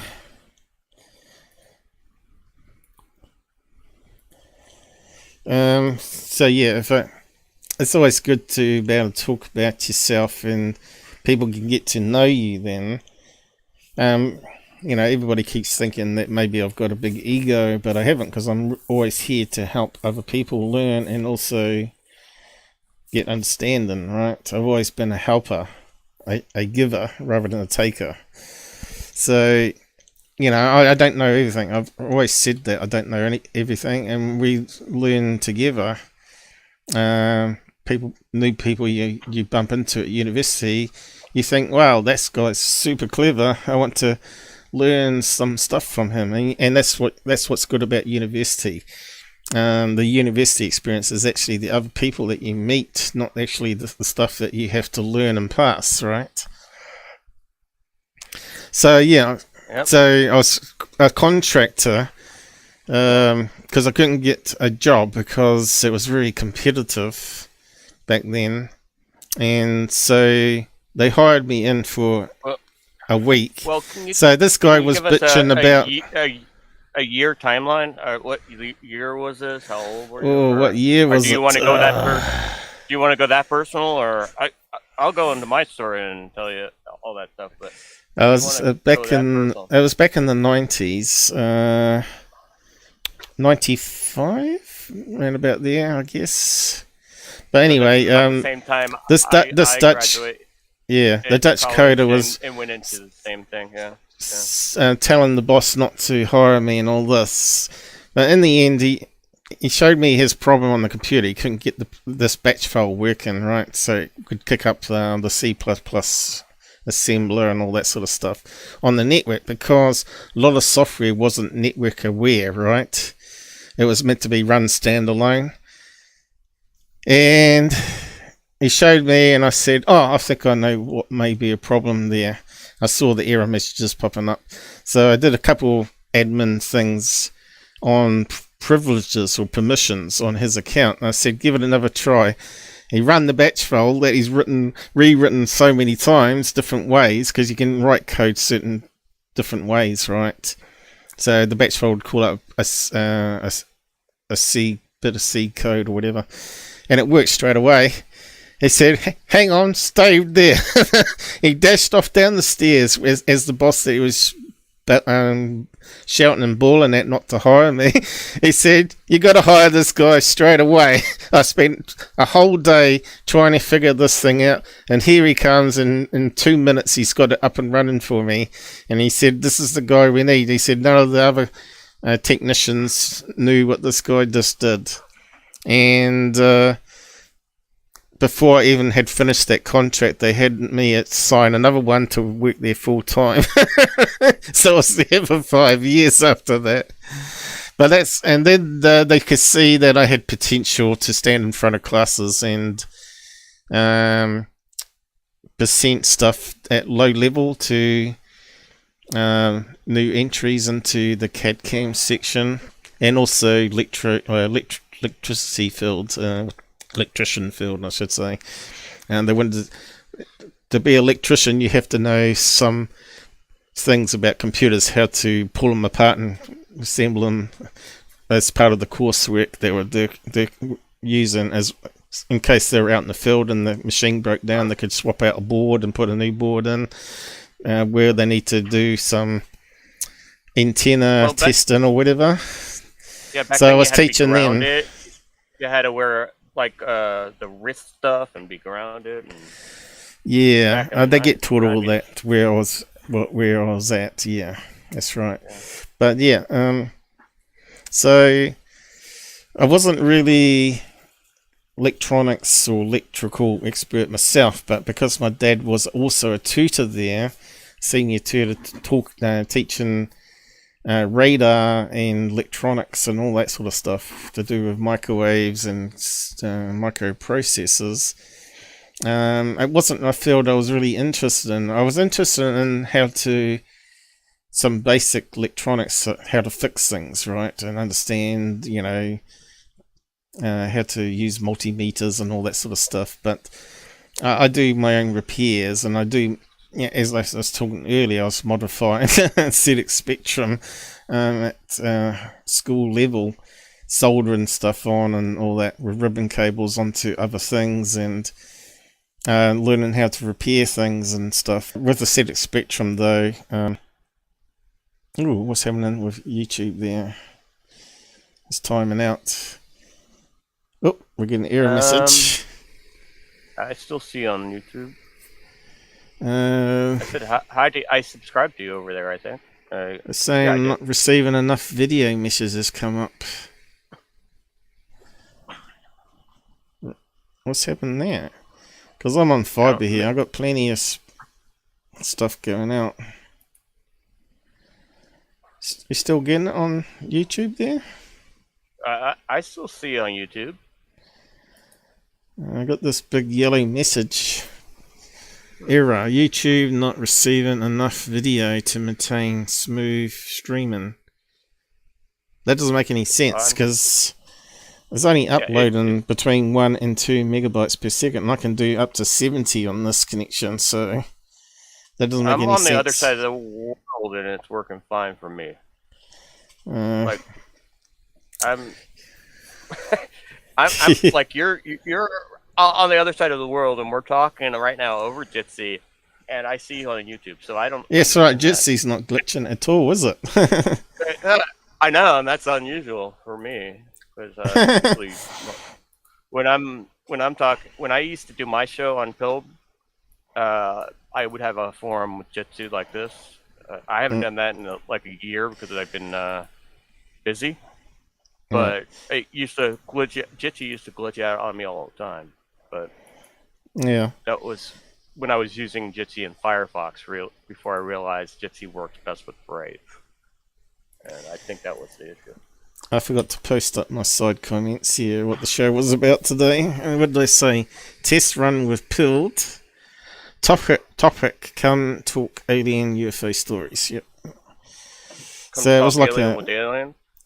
I couldn't sleep, so I got up early and I started mucking around with, let's see if I can get 2 things streaming at the same time for my laptop. I think 2 is probably the maximum because we're already getting some errors on YouTube. Maybe it's losing some frames, I don't know. I don't know why. There shouldn't be any problems. It might be my laptop and the software not processing it fast enough, maybe. It might be because YouTube sucks. No, I've not had any problems with YouTube. It sucks when they muck around with the code, though, and they stuff up things. It sucks when they block all my friends.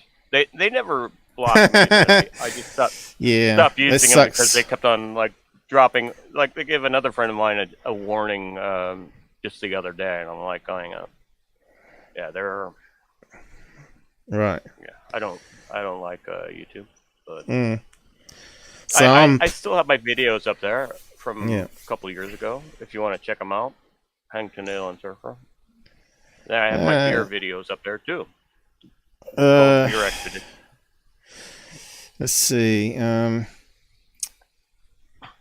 Jitsi, you can share a link and I could post it in the side so that people can have a look on YouTube if you want. I'll post it on both actually if you want. What? Let's see. I need to minimize that thing. Let's see. How do we open up the chat window here? That one. Open chat. Oh. Have you not used it before? Use what? Jitsi? Yeah, Jitsi's side chat thing. If you post your link to your websites there, I can post it from there. Yeah, actually, you can host a YouTube video on Jitsi too. I've been using Jitsi. Oh, let me find my hold on. Yeah, they've been doing lots of improvements over the years. Like today when I started it for the first time, they had logged me out and I had to log back in. So they obviously did some major changes since I've last used it. Because I haven't had any guests on for at least a month now, so they must have done something. Yeah, just post your URL in the chat there and I'll copy it and paste it to YouTube. Alright, people can check out the other stuff. I just said hi in the YouTube chat over there. You're in there, right yeah. click. Yeah, but you need to be made moderator to post your web link. Yeah, but if you just click on my dot, nope, it doesn't work. I don't think it works. I think Google blocked clicking on icons now. Yeah, that doesn't work anymore. No, okay, so no. YouTube is very limited like that. Instead of having a option, you make people moderators, you should be able to make people able to post links. There should be a link enabled or enabler or whatever, and then you can turn it back off. I don't know why YouTube made my channel Hangton AlienSurfer 80, because I'm sure there's not 80 of us out there, but I thought I just pasted it. Didn't it not work? Oh, am I not in the right place? Oh, your alien mouth is not moving so much now. All right. So I see what I did wrong. I was looking at the YouTube. Right. My camera's off. Oh. Your camera's gone. You okay with your face picture being there? There's not much I can do about it now. I don't care. All right. Everybody knows. Actually, somebody already, Video Demon Slayer already said my name in the chat. So. All right. Yeah. It's not pasting in there. Let's see here. I kind of like Jitsi. It's got better and better with time, hasn't it? And it seems... yeah. I realize why. Okay, I realize why it wasn't pasting. I was looking at yours. I didn't have the chat open. Right. Yeah. I've confused you. I minimize it. Okay. So that's why. There we go. Do you understand what I was trying to do? Yeah. Unfortunately, I can't see your face now unless I close the chat because I've got it set to a certain size. I just toggle it with that there, full screen, and that catches out people. That you got to be careful of that. You're clicking on my screen thinking it's your screen. Yeah, exactly, and that's what's going on. It's like it's not pasting, but I don't care if people see my face. I have another channel on I'm just reading the side chats. People know me as Norm. That's one of my other channels on Pilled that I haven't done in a long time, and they know me as one of the 3 beermen. We've been on Pilled for about 3 years now. So let's see. Let's see if I can copy it. Here we go. I'll paste it inside now. AlienSurfer, was it? Yeah, that's stupid. It's really stupid. You don't really want to... I'm called Paul, so I'm Paul the Alien, which is a movie as well. Have I spelled alien wrong? I have to. Anyway. That's I the do problem that all with... the time. That's bad. That's the problem with touch typing and bad eyes. Cool, that worked quite nicely. And I'll post it in the... I'll just minimize you back down there and post it in here. AlienSurfer YouTube.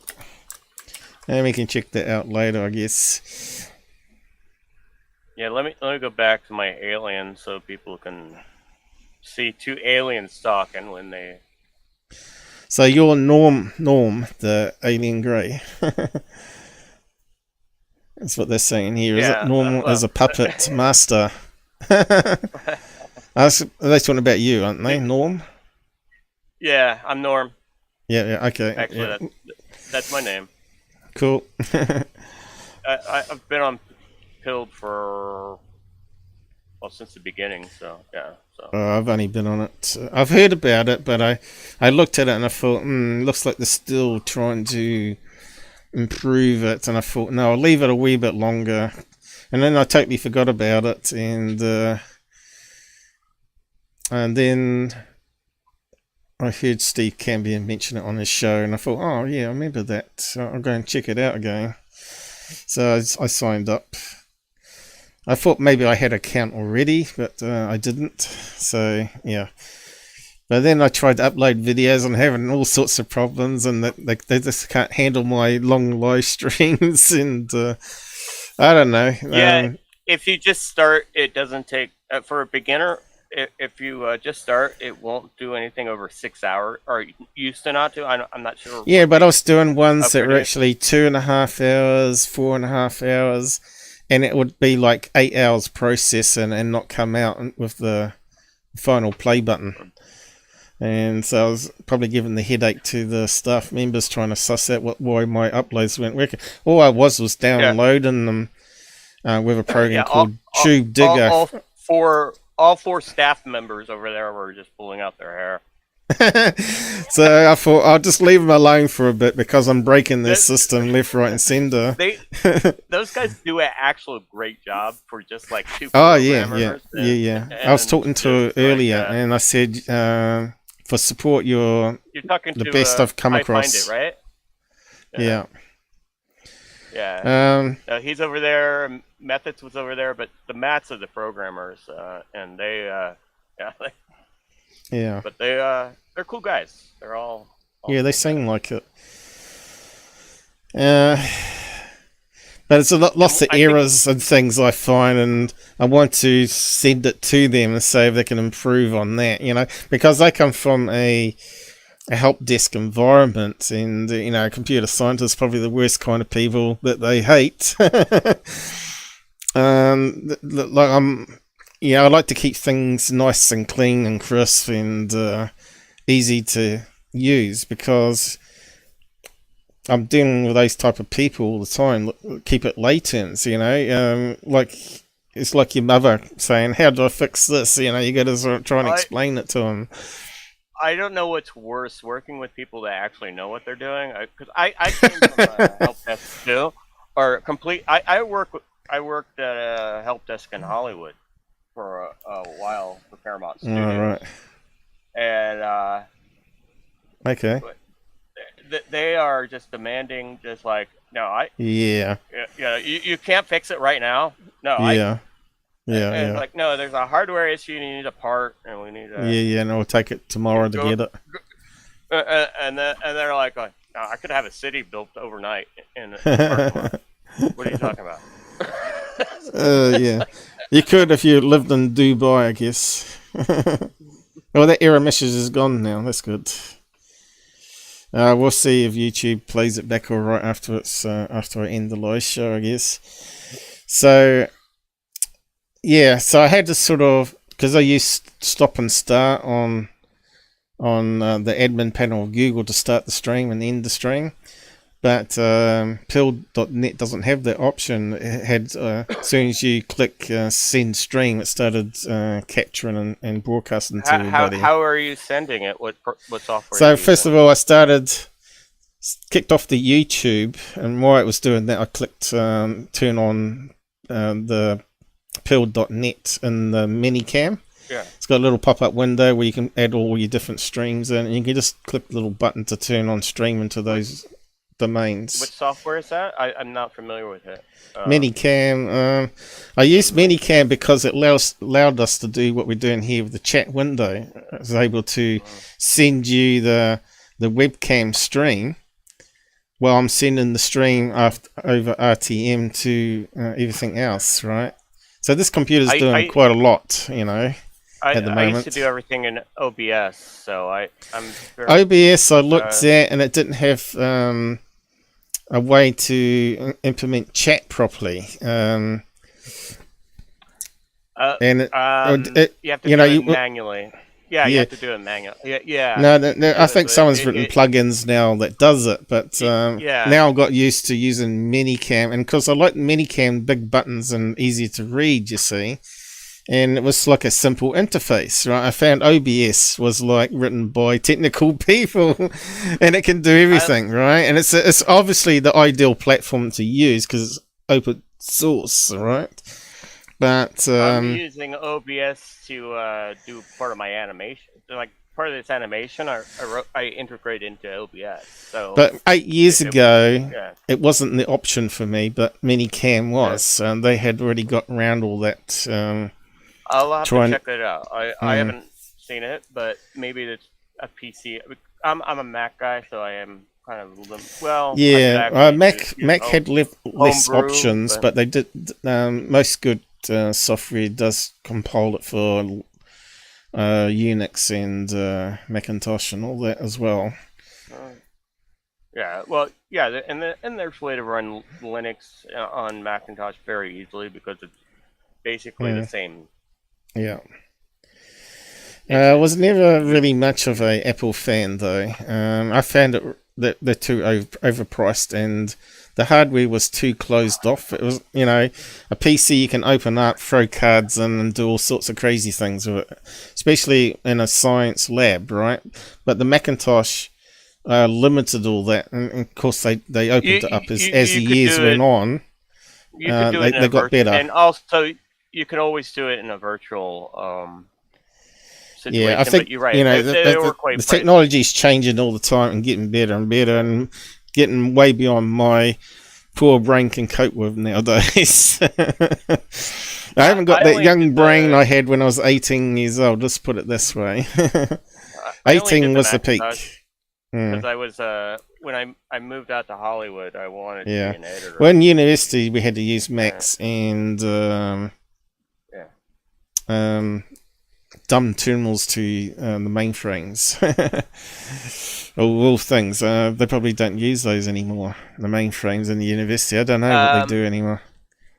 They use Spark stations, I think. A few places I worked, but they had a terminal program for the Macs too. But yeah, it wasn't really a dumb terminal, but you can run a virtual dumb terminal on the Mac before. Yeah, it was just like basically a program window, like kind of like they do with that's pretty much what a PC does now.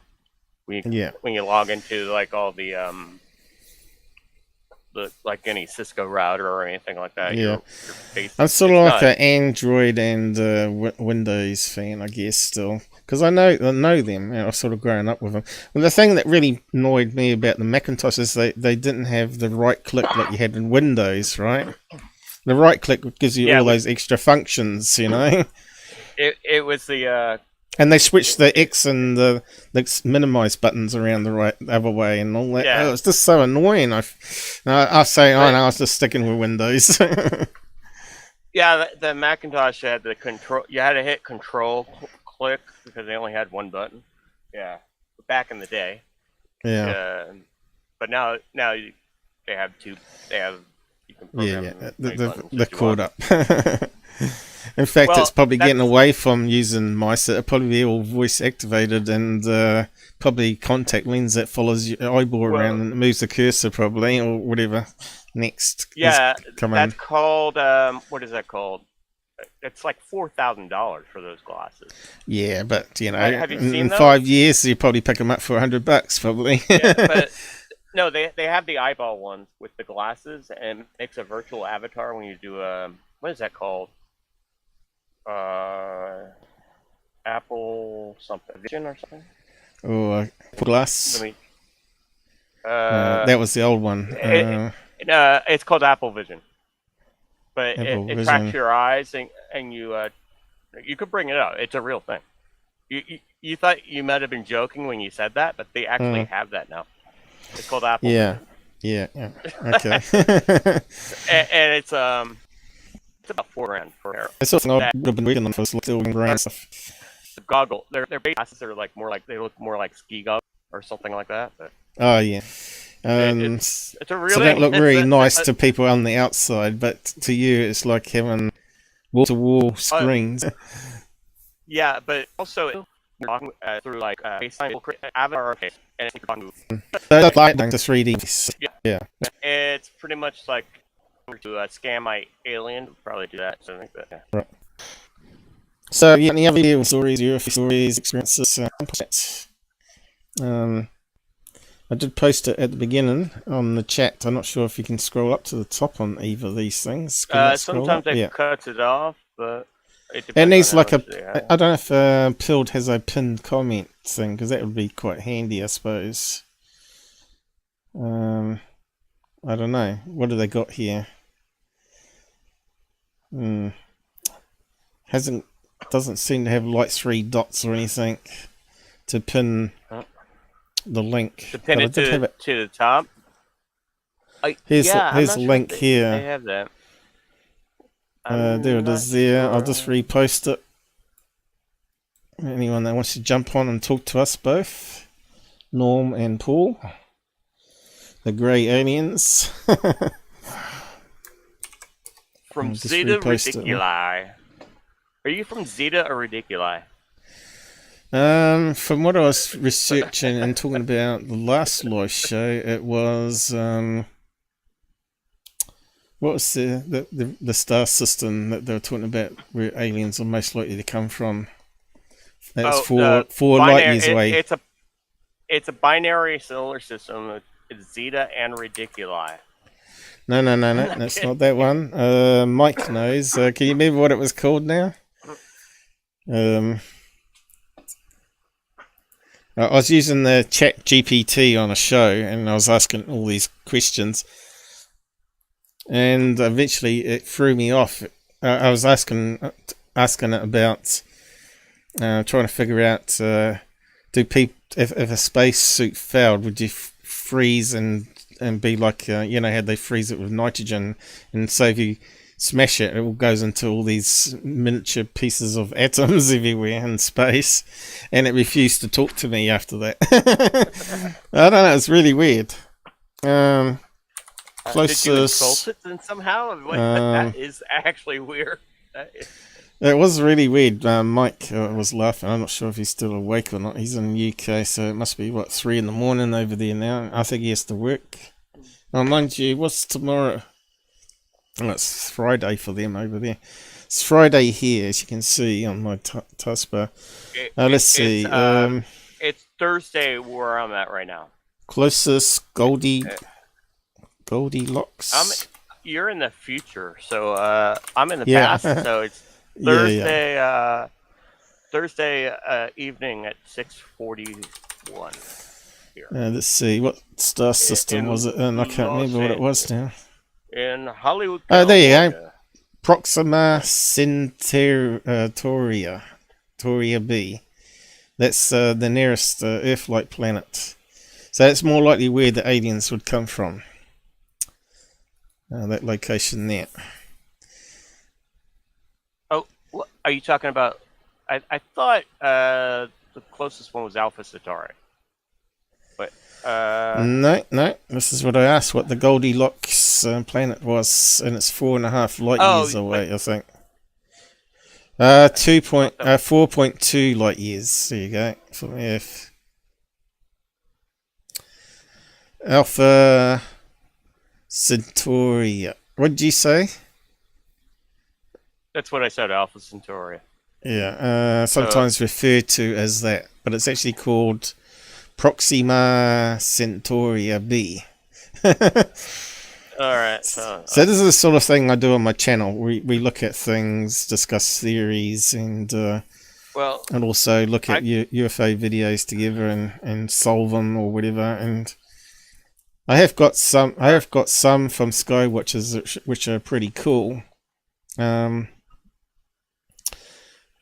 you go to my were you looking at the patches right there? The patches right there are pretty cool, actually.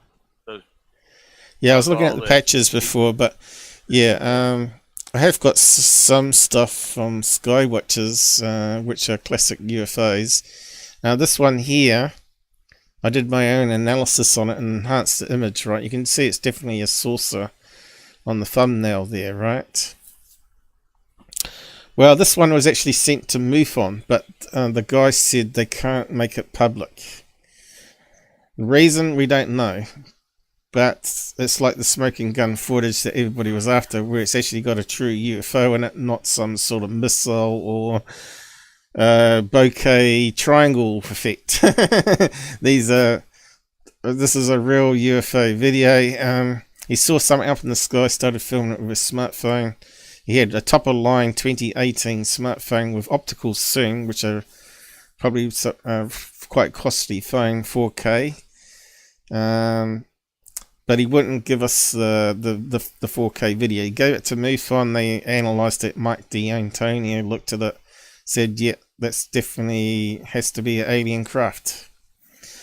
Anyway, basically, in the video, it's wobbling around like it's in trouble. It looks like it's got some smoke or steam coming out of it, and then it simply just goes bing, just like what that lady pilot was talking about, the Tic Tac one in 2004.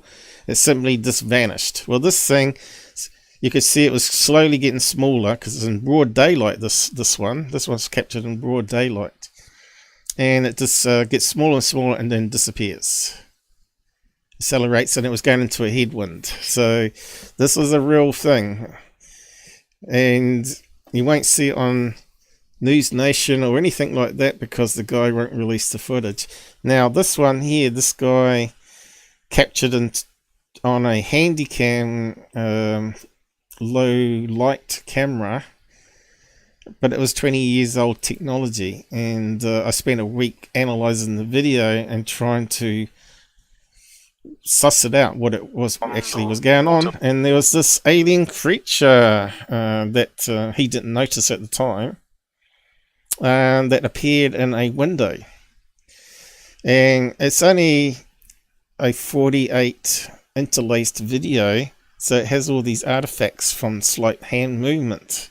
Interlace really sucks, especially on camera.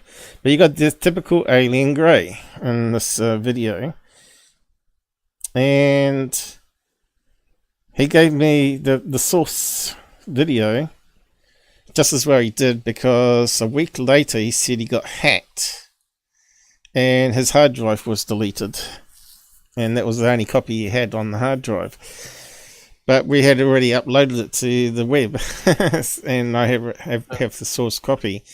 So yeah, I analysed it with different filters, stabilization, and I did it all manually. I didn't use any AI software or any Photoshop. I did it frame by frame. Some of the low. And you can see there is some distortion there with motion blur, but you can see this thing here moving around in the cockpit of the UFO. So all that hand movement was him. He just had it, he didn't have it on a tripod, he had it up on his arm and he was filming it. He was getting activity. You ever talk to any remote viewers and send them this stuff to do some remote viewing on it? Or how much? Yeah, I don't really believe in remote viewers. I don't think they would do anything with it, but personally. But I've known quite a few over the years, and they've been pretty spot on some things. So yeah, I'm always skeptical of everything, but yeah. Now, all the skeptics were saying that someone was pulling a prank with him, and they're actually in an ambulance across the river. Well, actually, he was living in Oregon, and he had like this marshy swamp land out the back. And I analysed one frame here and run it through some filters, and that's what it looks like, right? It looks like a flying saucer over the waterway. But some people were saying that was an ambulance, but it can't be an ambulance because it's a strange ambulance then. Because look, you've got if that's a brake light there on that image, on that frame alone. With footage like this, though, you really need a comparison video during the day of the same location. And whenever I analyze, yeah, I asked him for the daytime footage, and he said, "Oh, I don't want to do that because I've got people that are harassing me over this footage, saying that I was faking it and all that, and they want to get me." Blah, blah, and blah. it might prove that it's fake if you give them the daytime footage. What can it hurt? Okay, that doesn't make sense. Yeah, he wouldn't give me the daytime footage, and I was a bit disappointed about that. And I said that's one of the red flags. But this guy was in his 60s, and there's no way that he could have faked this alien moving around in a cockpit or a car or whatever by himself. Do you know what so in 12 years, no one's come out to say, yeah, I helped him fake this. But it still might happen. I don't know, but... I did offer 12 years ago. You said he's in his 60s now, but right? Or was that? Yeah, he's in his 60s now, and I think he went to university and did a degree actually in his 60s. When he filmed this is 12 years ago, so he was like my age. 12 years ago. Oh no, he was like 58 when he filmed it, or something like that. He was close to 60 then. Now he's in his 60s now, right? So. Yeah, okay. So, yeah, I'm 53, so yeah, I could do this stuff very easily. Actually, 12 years ago, yeah, I could have done this very easily. So, I don't know. You mean with CGI, you mean? Is that what you're saying? Yeah, but that doesn't even need to be CGI. You could do that in analog film, old school film. I was working for a place that did CGI back in the 90s from Silicon Graphics. I was working for Paramount Digital Design at the studio. Yeah. And so I've seen what could be done, but with this stuff, that could be like analog, very easily done with analog equipment. This would have to be done with props, actually. I said, if he Yeah. faked this, he should be working for Hollywood. I actually said that to him and he laughed. I said, because you got all this light here, and if this was a body of a car, those lights, all those lights and spotlights on it are not lighting up any of the panels on the car. I went through this frame by frame. Like I said, I spent a whole week on it. And you got to remember, I come also from a CAD-CAM administrator background, so so I knew what was able to be done. Hello there on YouTube, Reese, is it? 7 years ago in broad daylight I saw 2 jets chasing some kind of craft. Okay, so maybe actually, I saw that when I was a kid. Well, not when I was a kid. I was 2 jets chasing something? Yeah, I saw 2 jets.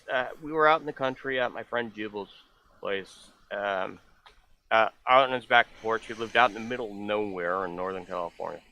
And big orchard, and there was 2 jets that went by chasing something, and one of the jets came back, and we don't know what happened. We didn't see anything else. We just thought it was really weird that they were chasing something, and we also thought it was weird that only 1 jet came back that way. So, but that was that was probably 90. I want to say that 91, 92. I was like 21 or 22 years old when that happened. So, and that was in BFE, California. Well, nobody knows. It was outside of the gold country. If anybody knows where, like, it was Jamestown.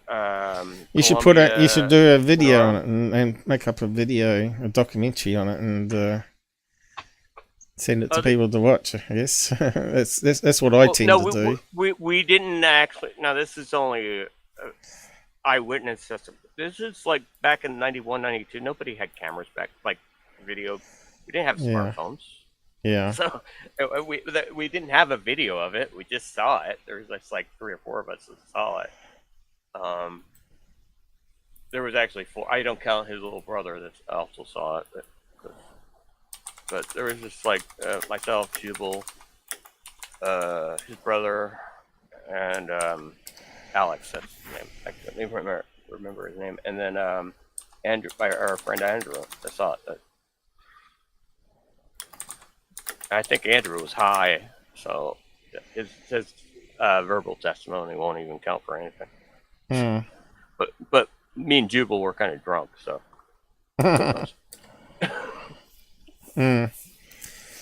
So you're a believer, but also a skeptic. That's what you're saying? I'm not sure. Are you a truther? What? Are you a debunker? Are you a truther or a believer or what? I like you said earlier, I know enough to know that I know nothing.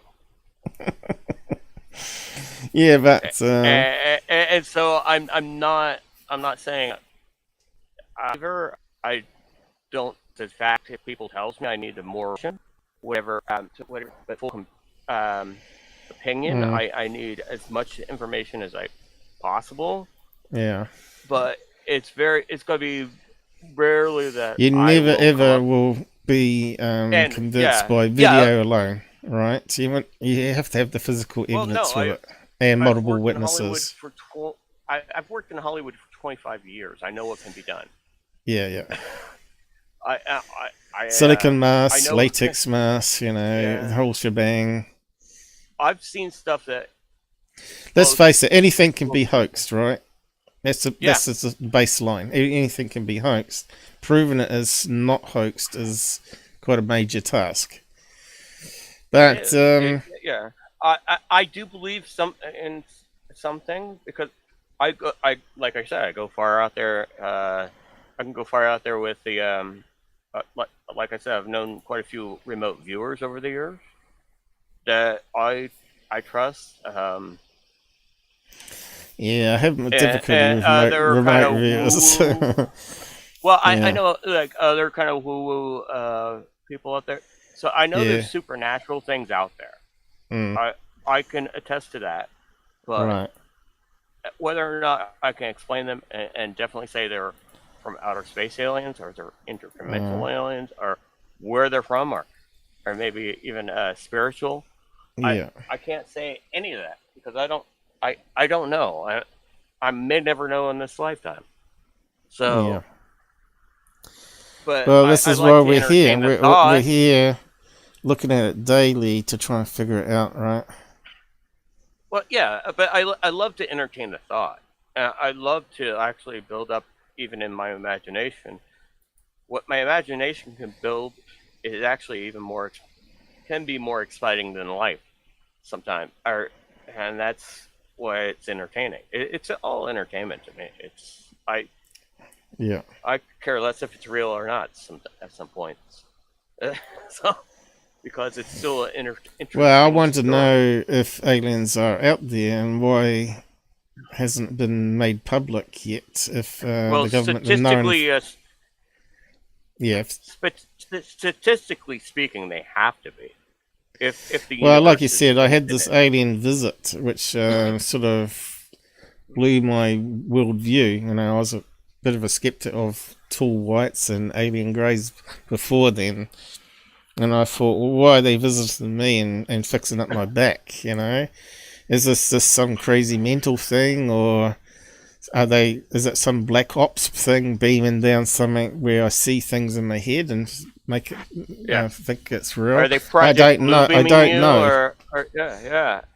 Well, and you may never know, but it could be psychosomatic. It could be, because I think, you know, people that see ghosts don't see it with their eyes. They might think they do, but they're actually seeing it from something affecting the brain cells on the visual cortex and forms the images in their brain gland. anyway. There's a pineal gland there too, and you can't rule that out, you know, because that actually is a cone-shaped gland, just like the eye. Yeah. So this is why we're in this field. We're just trying to learn more science and try and connect the dots. And and some people will hate you for it if you out their favourite people in ufology. Well, they don't want more questions than answers, and a lot of times when you go searching for the answers, you come up with more questions. And people really want answers; they don't want more questions, and that can be a problem sometimes. Yeah, I think everybody's heard of Gary.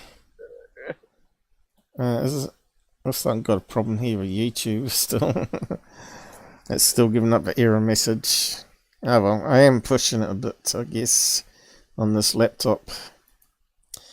Yeah, Gary. Okay. I've looked at Gary what's his name?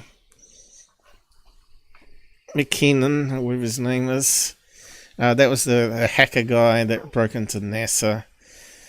Yeah, I think he was trying to find. He found evidence of not aliens but deep space missions by NASA. Yeah, and I think what he did is he hacked into a modified Star Trek game because it had names of USS Starship, you know, type names, and I think I think NASA had modified the old bulletin board game of the day was the Star Trek one. I know you used to get it on the Macintosh and all that sort of stuff. Yeah, and that was one of the theories. I remember that was one of the. I think that was what they were going with. I don't know if it's a theory. It's a thing that I thought of.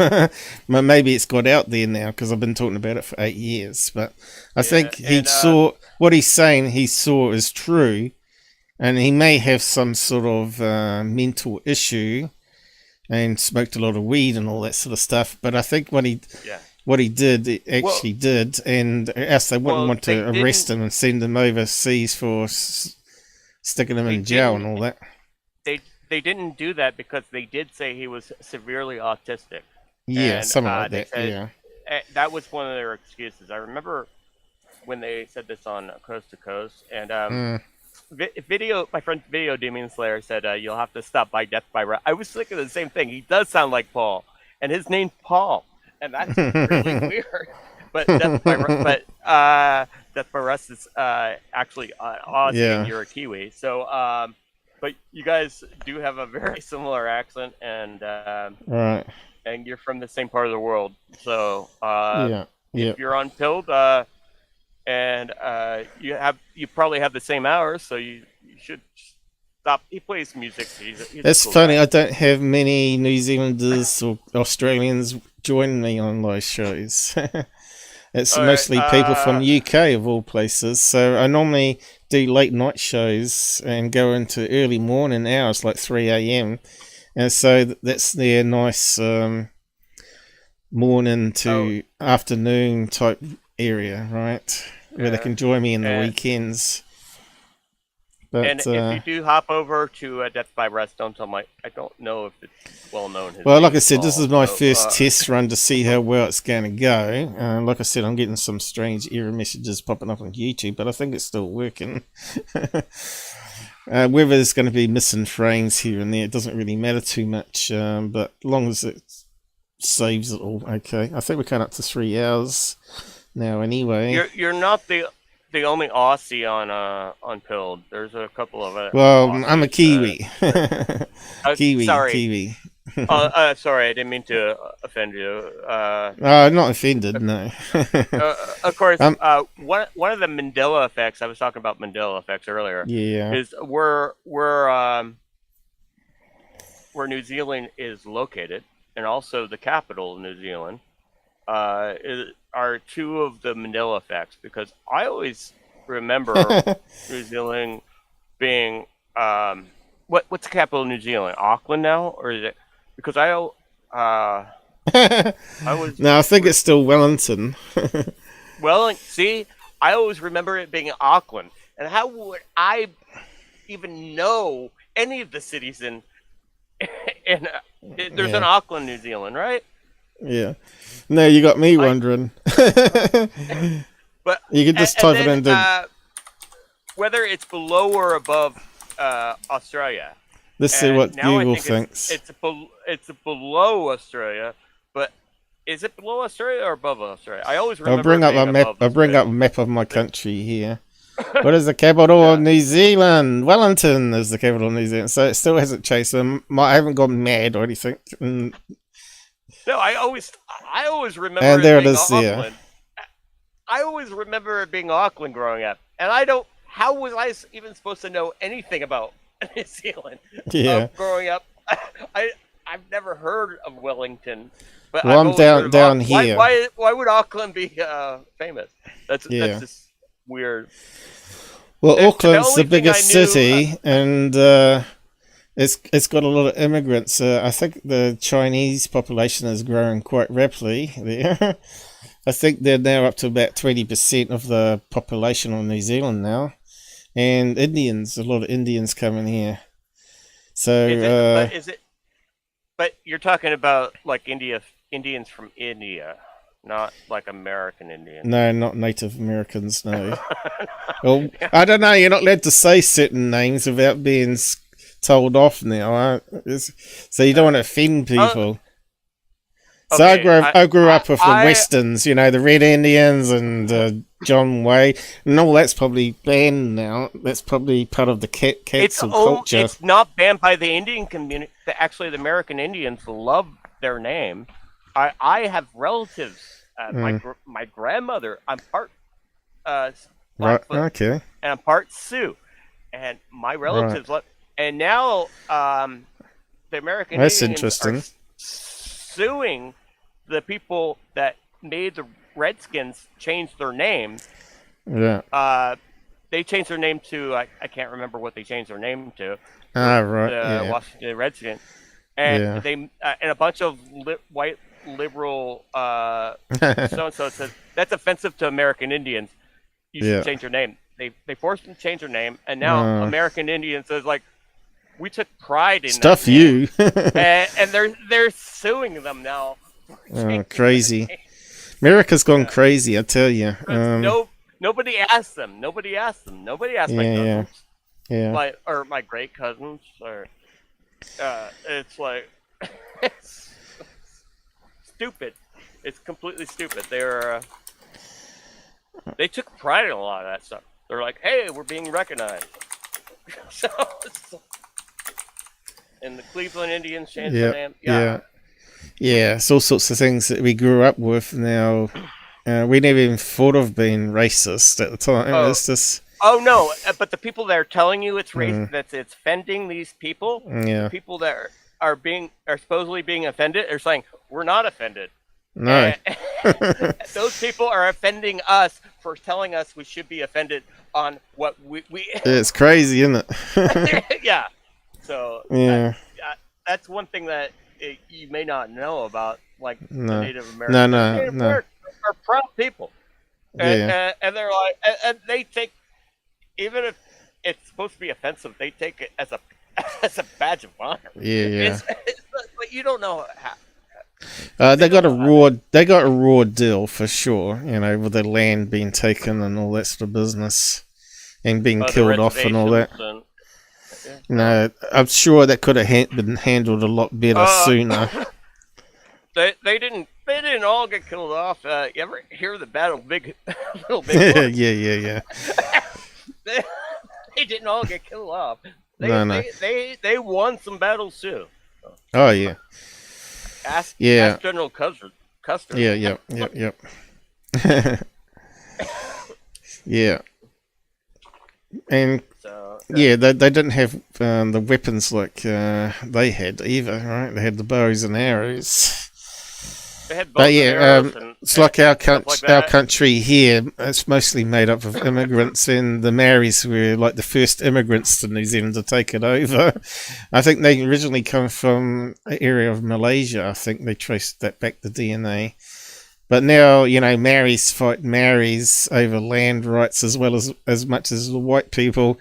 But there were some broken promises where the Maoris would give a chunk of land and say, as long as we can keep this and this, and that was never happened. Okay. So now the next generation's on and complain that we never got that land.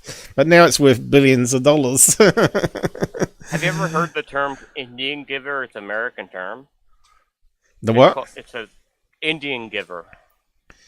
Can't say I have. That's an American term. It's Indian giver. It's because the Indians supposedly gave the land away, and then wanted it back. Right. But the Indians, their whole thing is like, you stupid white guy. Yeah. It's like nobody owns the land. We don't own the land. You don't own the land. So how could we give it to you? And they're like, But then they said, if you're going to take possession of this land that we let you live on, we want it back. And that it was a misconception. I can understand them wanting it that way, though. But the white man is greedy, right? I don't know if it's white. Saying white man is not even true now, because we're a melting pot of different DNA in us anyway. We might look white, but we might have all sorts of other races in our bloodline, right? Well, my ancestors that were American Indian didn't admit they're American Indian because it was much better to be white. So they true. said they were white. They were white. But, and there's a lot of other races, I'm sure, that did that too. Yep. And, I might look like a gray alien, but, who knows? Who knows? Yeah, we're equal opportunity on the live stream here. We allow alien greys in. Well, that is one of the reasons why I invented the character AlienSurfer, because it gets rid of all that sort of stereotyping, doesn't it? And some people might find it a wee bit scary seeing alien grey if they had bad experiences, but I can't say any of my experiences have been really bad. They've been actually positive. So it's kind of weird. I'm sort of like the odd person out, maybe. I don't know.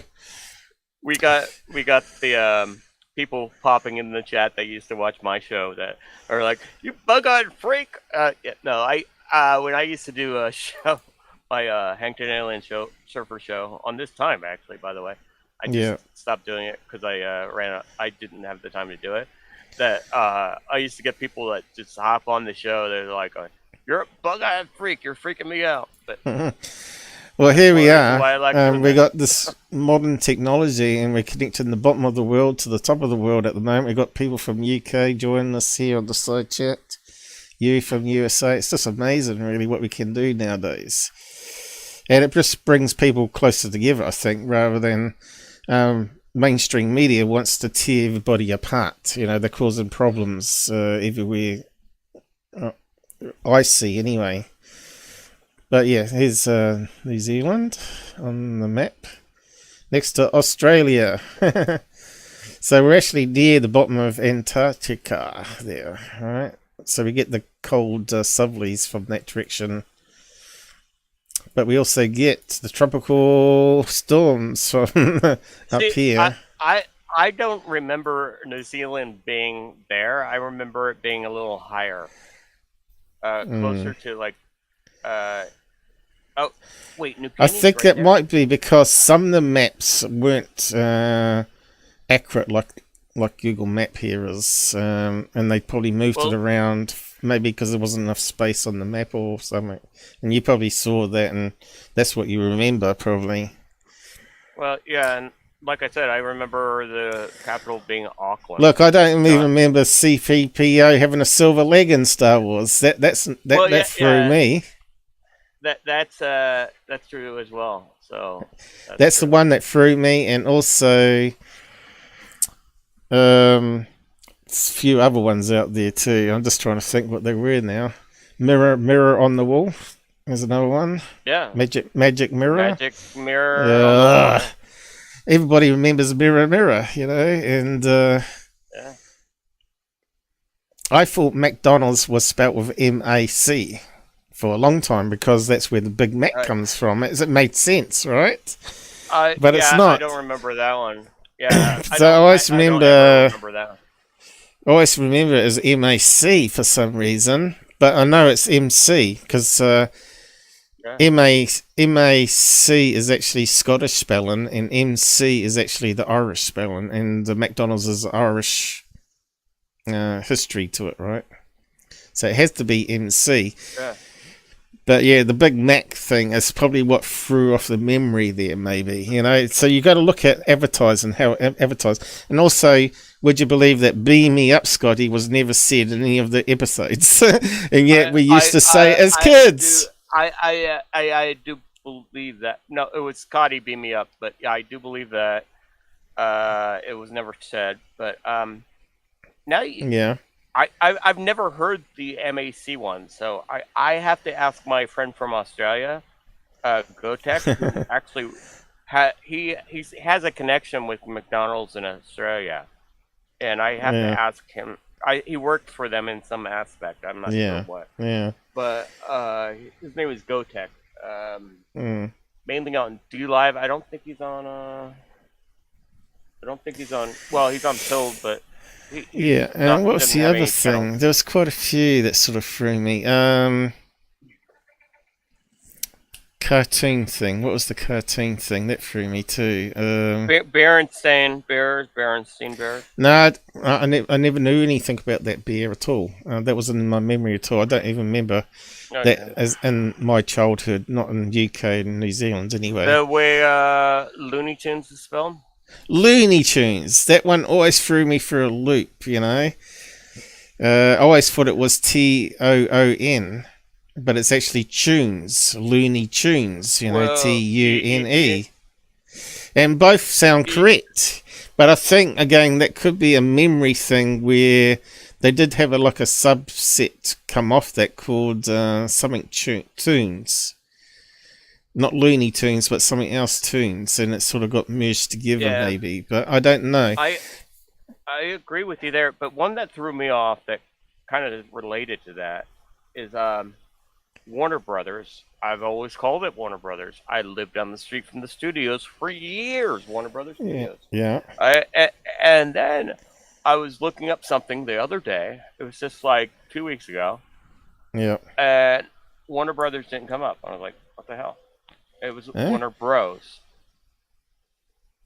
And I always remember it as Bros and Warner Bros. But I always knew it was Warner Brothers, you know, because that's what Bros stands for. Yeah, but we always called it Warner Brothers. But maybe that's it. But yeah, I don't know. It's just your memory problem. Yeah. But I did actually have a theory about. I still live down the street from the studio. I've lived down the street but from again, the studio for going back to what years. I was talking about, multiverses. Yeah. If you work out that there's multiverses, and these universes have the same DNA and the same planets and all that, but they're at different times. So there might be a planet that's still in the dinosaur age, and there might be one that's in the future, and or there might be one that's like maybe a few days older than us or whatever, and somehow we've sort of been flipped between two different universes. So you go to bed and wake up the next morning, and you're not actually in the universe that you fell asleep in, but you're in the other universe, and the person that was in that universe got flipped into yours. And that's the only reason I could think how scientifically or theorize it. That it could be plausible. It's like the Milky Way. What arm of the Milky Way galaxy are we on? Are we on the Capricorn arm, which apparently I think we are now. But I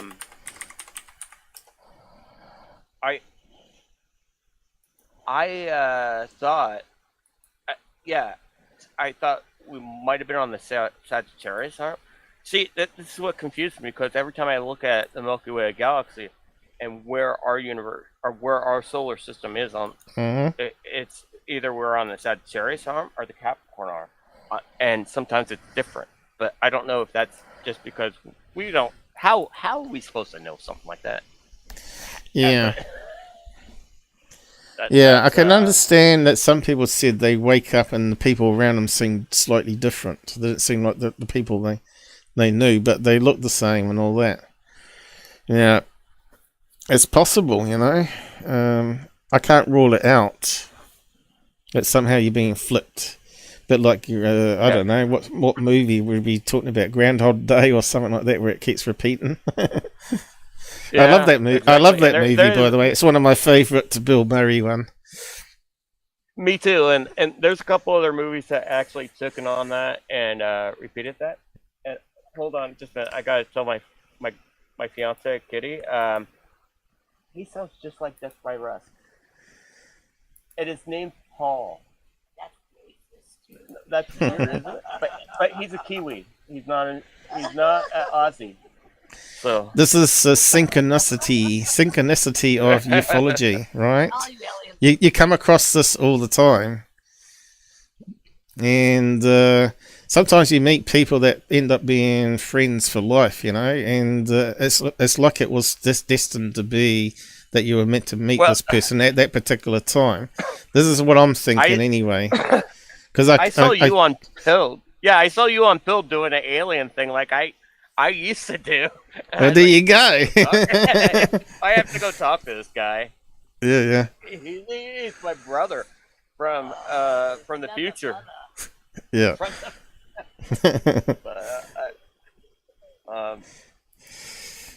that's yeah, and we also seem to think similar and think alike too. But I've had experiences with the aliens which I never thought would happen, but you haven't had that. So, but you've seen UFOs, and I haven't seen the UFO. So, sort of similar, but not quite the same. I have a story for you about running into a Borg, if you want to hear it. But a Borg? Is this a dream or just a story that you made up, or? I was working at Paramount in the post-production. Ah, right. Yeah. And I had to get there at 6 o'clock because we had to get feeds on the up on the satellite for the East Coast basically, and so I had to get there really early. And they were filming Star Trek First Contact. All right. And that was on stage 31.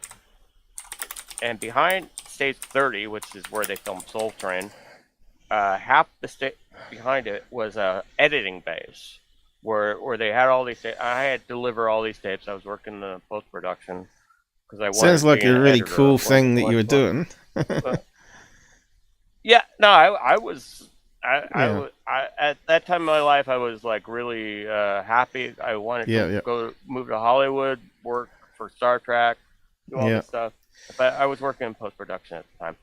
That's pretty cool. A runner, and so it was really early in the morning, and the lot's really, really eerie that early in the morning because hardly anybody's there. And they're, like I said, they were filming First Contact on stage 31. And there's a hallway that connects stage 29 to 31 behind stage 30. I was in that hallway sorting out some tapes, and I was bent over, and I had a bent of videotapes that I was like trying to figure out where to deliver them to. And I get a tap on my shoulder. And I turn around, and it's a board. It's actually a board. And I just freaked out because it's early in the morning. I hadn't had my coffee yet. I was like, oh. And it's like, dude, man, I'm so confused. Where is the stage? It was an extra with makeup on. So, that's great. That's really good. and I was like, oh, I don't know where you're supposed to be. And then PA comes out of the doors from stage 31. It's like, there you are. We've been looking for you everywhere. And it's like, okay, see you later. And then, but it freaked me out just for a minute. Oh, that's cool. It was scary. I ran it. That's about. Well, I can tell you, I've had paranormal experience where things have jumped onto me. So I'd be sleeping at night. The door would be closed, windows would be closed, and I'd feel something jump on the back of me because I'd be laying on my stomach side. And somehow I slipped over further and was fully down at that time, and I felt these what I'd call two hoofs on the back of me. It felt like a little tiny pony, 2 feet on the back of me, or a goat or something like that. And I thought, what the hell is that? I haven't got the windows open, I haven't got the doors open. Can't be a cat in the room.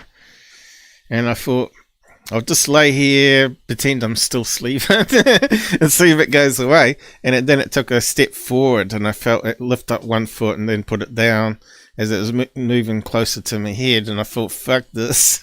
Oops, I'm not meant to swear. As long as you didn't get probed, that's the thing that counts. Yeah, this is way before I even did my YouTube channel. This is way before, a couple of years before. And I shoot upwards.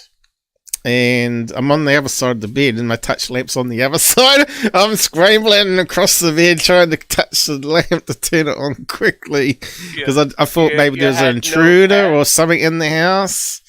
You had no pet at the time? And there was nothing in the room, and I thought that was so crazy. And I could feel the weight of it on the back of me, and it did a step forward, and yeah, and then I saw this episode, Ghost Hunters, the movie Ghost Hunters, where they had that little dog, and I thought, with the demon horns, and I thought, I wonder if it was a demon goat standing on me. That's what I was thinking. And the Jersey Devil actually has. It sounds like the Jersey Devil almost. Yeah, so I didn't know what that was, so I knew it had to be paranormal, and if it was paranormal, then somehow it walked through solid walls or doors or whatever. And I thought, maybe it's gone, it won't come back. But I did tell my parents about it, and they said, "I'll go on with you." And and then I think. Never happened for another year or so, and then it happened again. And I thought, nah, not imagining it. It's definitely something standing on the bed. This time I wasn't laying face down though, and I could actually see the indents in the quilt bed. And I was thinking, shit, I wish I could get a camera or smartphone camera and film this. And it took a step forward, and you could see the imprint in the cover on the bed, and you could feel the bed going downwards. And there's nothing there, and I'm just staring at this space and thinking, and shall I talk to it? And I said, so I thought, I'll just say, show yourself. And so I said, show yourself to me. And nothing happened, and you could still see the imprints in the bed. So I kicked up the quilt and let it settle down, and the two holes where it's standing formed again. But I couldn't feel any weight there this time. It was really strange, but I could feel movement on the bed as it was stepping forward. And then I saw I probably could reach over and grab the phones, and so I went over and grabbed the phone, turned it on, and started talking to it again. I said, well, go on then, show yourself. Because most probably demons or whatever it is, expect you to be shit scared of it and scream your head off and go running out the room, right? But I didn't do that. I was challenging it. And that's how I've always been with paranormal. I've always... fight first and then ask questions later. But we're in New Zealand. We don't have like guns slinging this going around the streets and burglars with guns. It's pretty well policed as well. Most the people here in the United States, there's more. I think there's more citizens with guns than burglars. Yeah, you got guns everywhere there. But, and then the Prime Minister brought in more gun controls with AK-47s and all that. I remember when that happened, but well, with the whole phase, I feel sorry for you guys. That you can't. So it's something you got to experience yourself, you know. As this person on YouTube is saying, he's skeptical about it, but it's something where you got to have the experience yourself, and then it changes your whole world view. You know, you either think you're losing your mind, or there's something natural happening where it's affecting your brain where you think something's happening. But you're not mental or anything, or it's actually real, and there's something more, a mystery here that needs to be solved. And sometimes when I hear Mick West, I think, geez, Mick West, go along to these ghost hunting shows and see if you can document them faking it or whatever, or actually experience something yourself, right? So I've had similar experiences where I've thought there had been somebody watching me in the room, or I've seen shadows. Yeah, I think that's pretty common. Not quite like what you're talking about, where you actually felt. Yeah, well, I've got other things. I've actually got a video where it looks like an apparition is forming in the doorway, and we've got a video of the lights in the hallway switching on because there's sensor lights, and there's nothing there. So I've actually got it on the channel. I've uploaded what evidence I've collected and put it up on my channel for people to have a look at. And it's on multiple cameras, you know, and you can see that no one's there. And the bedroom doors closed and all that sort of business in the hallway. What you said, show yourself, is interesting, because my whole response when I felt that feeling was, get that F out of here. Well, no, it was not like I just... go away, you're bothering me. Yeah. And when I say go away, you're bothering me, or go away, you're not welcome here, something to that effect, I don't feel like that anymore. And ever since then, yeah. And then one time I said, go away, you're bothering me, or it's not constant. Paranormal. It can occur randomly, and it could be like 6 months and nothing happens, and then suddenly it starts up again. It's really strange, paranormal. Yeah. That's why I got cameras, to try and document. At least I can bring information to you guys. But I got one that looks like an apparition forming It's not your typical orbs or anything, and it actually looks like a demon with horns. You know, I got the episode up. I posted the link earlier to my experiences, and that's one of the episodes where I look at the footage and actually say, "Well, hang on, guys, I've run some filters through this, and this actually looks like this is slowly coming up from the bottom of the bed, and it's forming into this apparition." But what happened that night is that something touched me on the feet, and I woke up straight away and slammed on the light like I usually do, a touch lamp. And I have a laser grid in case it's something that's invisible. So I got a laser pen that I turn on and see if it wraps around anything that's not showing up on cameras. So I got all this technology here to try and document it in radiation meters and all sorts of stuff. But it's been very hard to. But when I was looking back at this infrared footage, because I got one camera that films in normal light, in case it's normal light, and one infrared, which tends to reflect and overexpose dust and all that sort of stuff. So it's best to have multiple cameras, just in case you capture it again and can document it. But yeah, I can't understand why the sensor light would be coming on by itself, because it normally has to have a moving heat source in the hallway. And it hasn't come on by itself while we've been, awake at night time. And I'm up early morning hours as well, which I probably don't like, because it seems to me like the time they like to mess with you, it seems to be around about the 3 a.m. to 6 a.m. period, between that 3 hours there, I find. But yeah. I had this one day. I was watching that series on YouTube. What was it called now? Where the guy was Planet Weird is the YouTube channel. I don't know if you know about him. Planet Weird. It's got that Newman guy that goes on some of the ghost hunting shows with his wife, which is meant to be a white witch or whatever she does. But they did a series called Killer, which was about YouTube that much anymore. Yeah, it's a free series. It's well worth having a watch of it. Where someone emails them and has some pictures of footprints and claims that these little grey aliens are bothering their house in Kentucky, and would they help them? And they thought it was all a prank at first, or someone messing with them. But it's quite an interesting series. So I was following that, and I was seeing all the mistakes they were making. They seem to be going down more the spiritual or the cult side of things, rather than focusing on the facts, and possibly maybe even a secret society where they drink blood or whatever of children.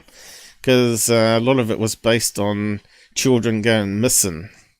And it might be something really dark that's going on in America there. America seems to have a lot of crap like that. But anyway... I don't think it's just America. I just think the rest of the world is better at hiding it. I think it's been going on. Maybe. Maybe.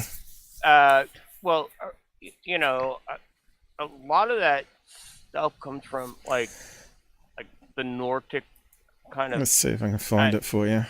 Bohemian. There's a lot of things that come from other parts of the world. Yeah.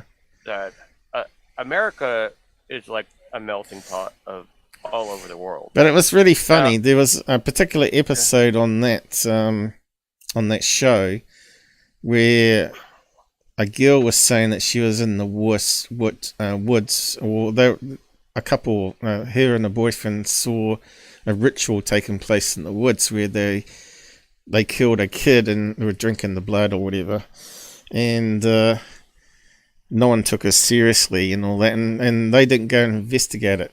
And I think they were probably getting too scared themselves, because that sounds like something that probably might be happening.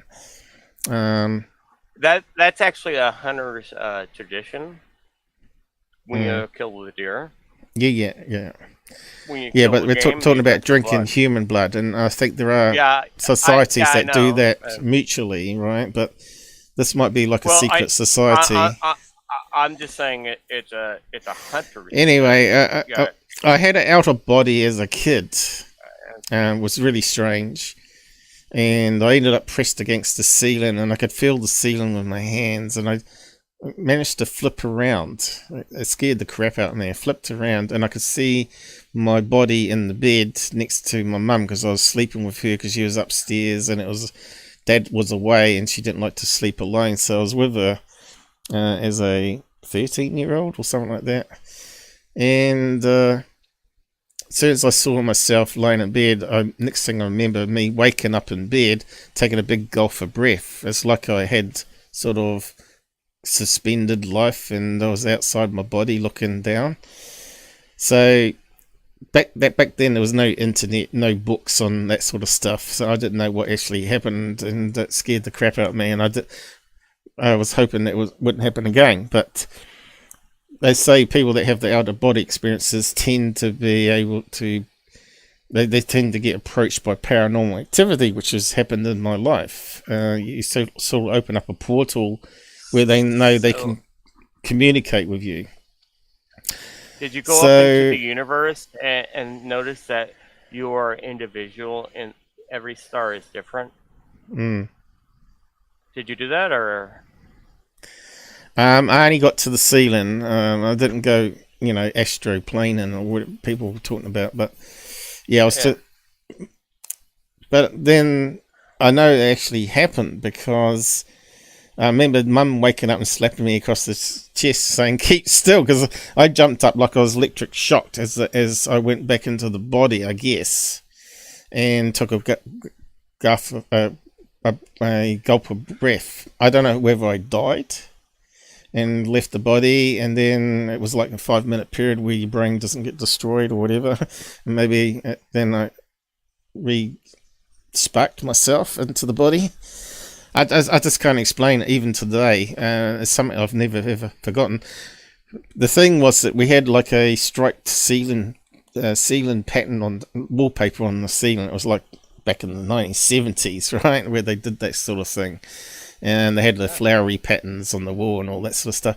And I was right, my nose was pretty much pressed against the stripes, and I could see the thickness of the stripes. And I thought, what the hell is going on? It's like 1 minute I was in bed, just closed my eyes, and the next minute I was on the ceiling pressed against it, and I turned around, and then suddenly I was sat back into the body. And it was... probably happened within like a minute. But yeah, going on, it's in the same bedroom where we rented the top of the house out. Eventually we subdivided it, and people go outside and actually have a bedroom and a kitchen and toilet and all that sort of stuff. And this particular guy committed suicide that used to rent the top of the house in that same bedroom, which is kind of freaky. But I think it might be him that sort of follows me around.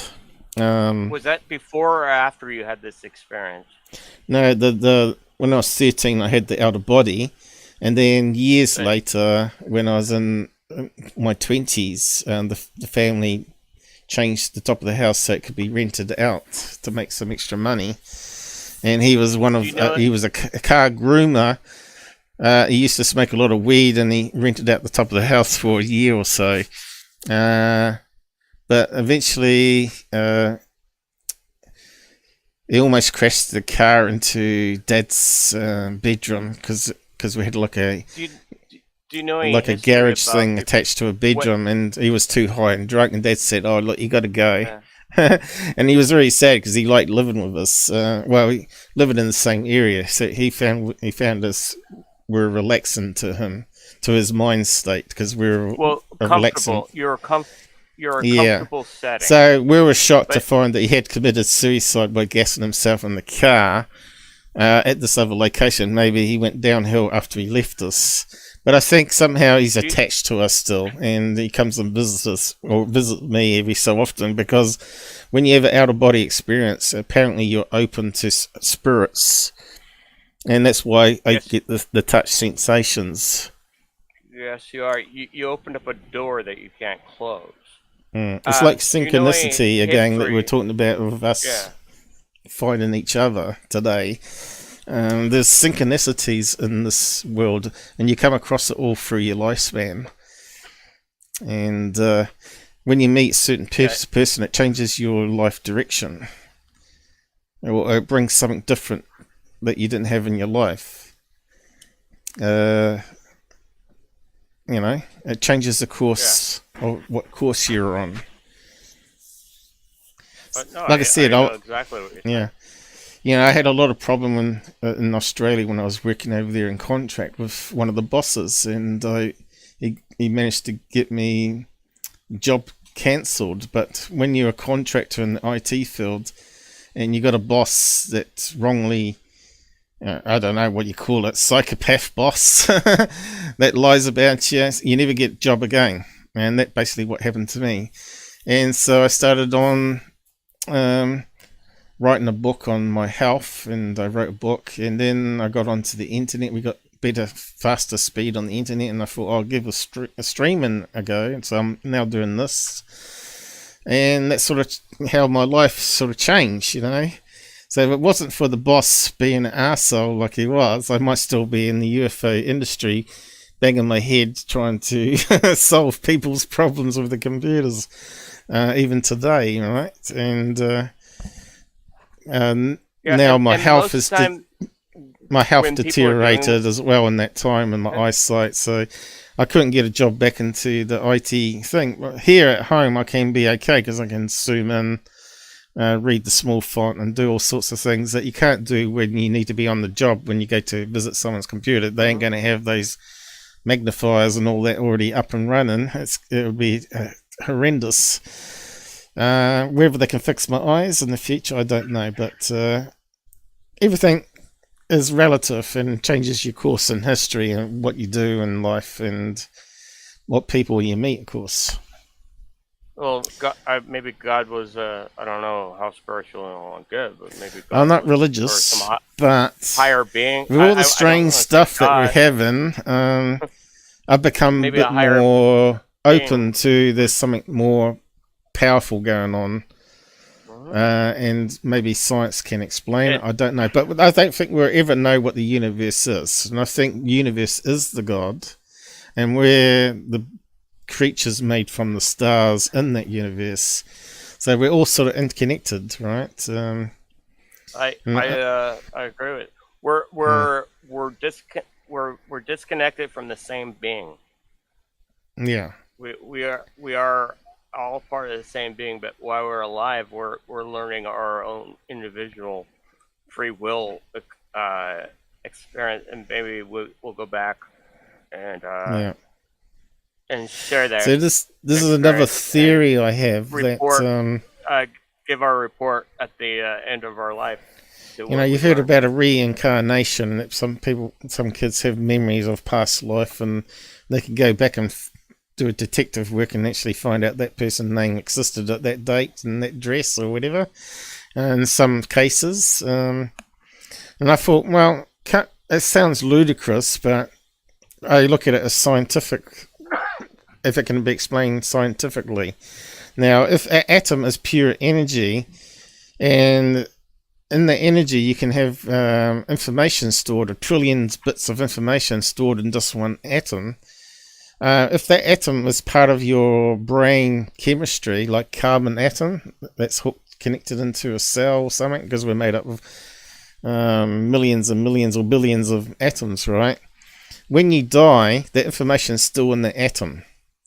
Somehow our neurons, and when you think about it, our brains are so complex. It can't be just neurons. It's got to be maybe something at atom level.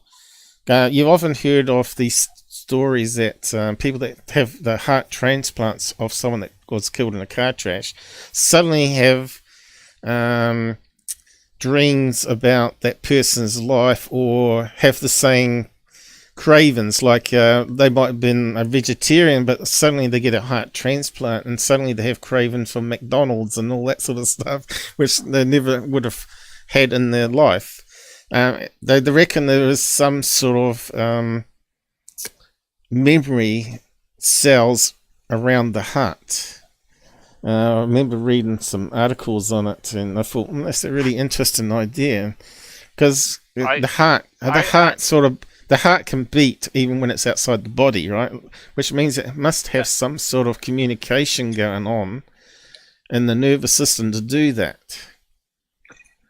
I like to think that the memory's all in water, but yeah, but what I'm saying is, if the atoms are storing trillions of bits of information from your life in multiple atoms, and you then get burnt to a crisp and in an oven when they burn your body, or bury in the ground, and you get sucked up by the plants or whatever, and evaporates back into the air system as a carbon oxygen atom, and then a woman eats an apple off a tree where it's got the atom that was in that person's body.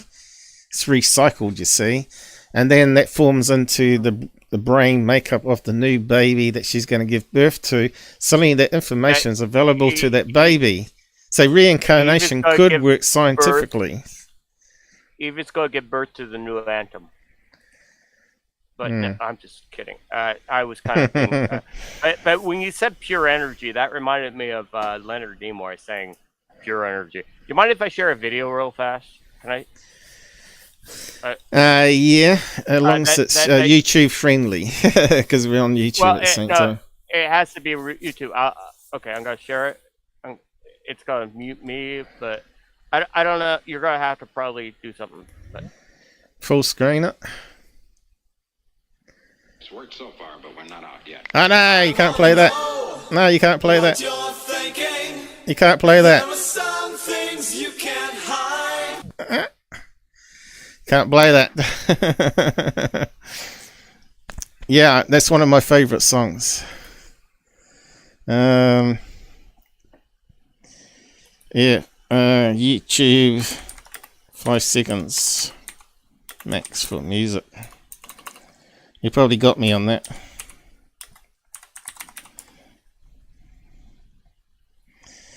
I don't know if you meant to have done that on purpose or not. You didn't say it was a music video. You can't do music on YouTube. No music. Yeah, a bit unfortunate. It means I won't be able to monetize it now, but anyway. I think that was more than 5 seconds. Is he still playing it?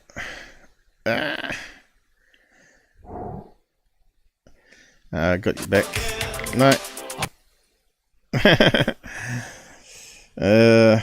I think it's almost time to wrap up now, though. I need to go to the toilet. I'm not sure how to communicate with him.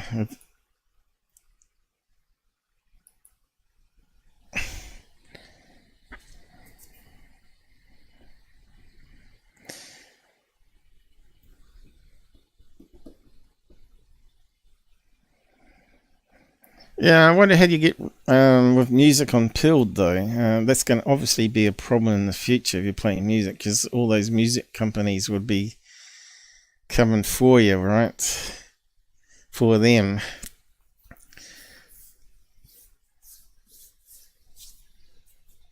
I think it's going to be complicated with censorship and freedom of speech. And it doesn't include music.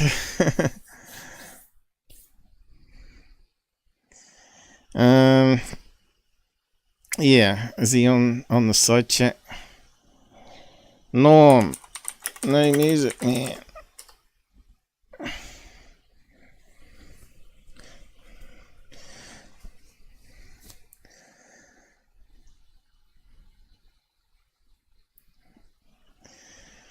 Anyway, it was a good discussion up to that point. But I think I'm probably going to have to get going now. I haven't had anything to eat. I haven't had lunch or breakfast or anything. But yeah, we're talking about reincarnations. That was the last topic there. But Since no one else was joining us on voice, what I could do is mute it that way, I guess, and then bring it back up. But I think I'll just wrap up now, actually. Like I said, I've got to get a toilet.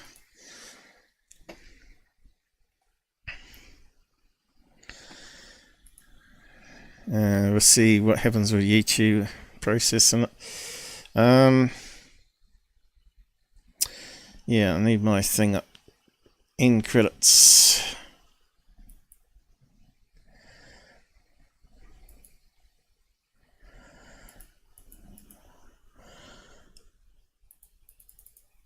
So I'm going to say goodnight, guys, and we'll try another live stream sometimes next week, I suppose, on Pilled.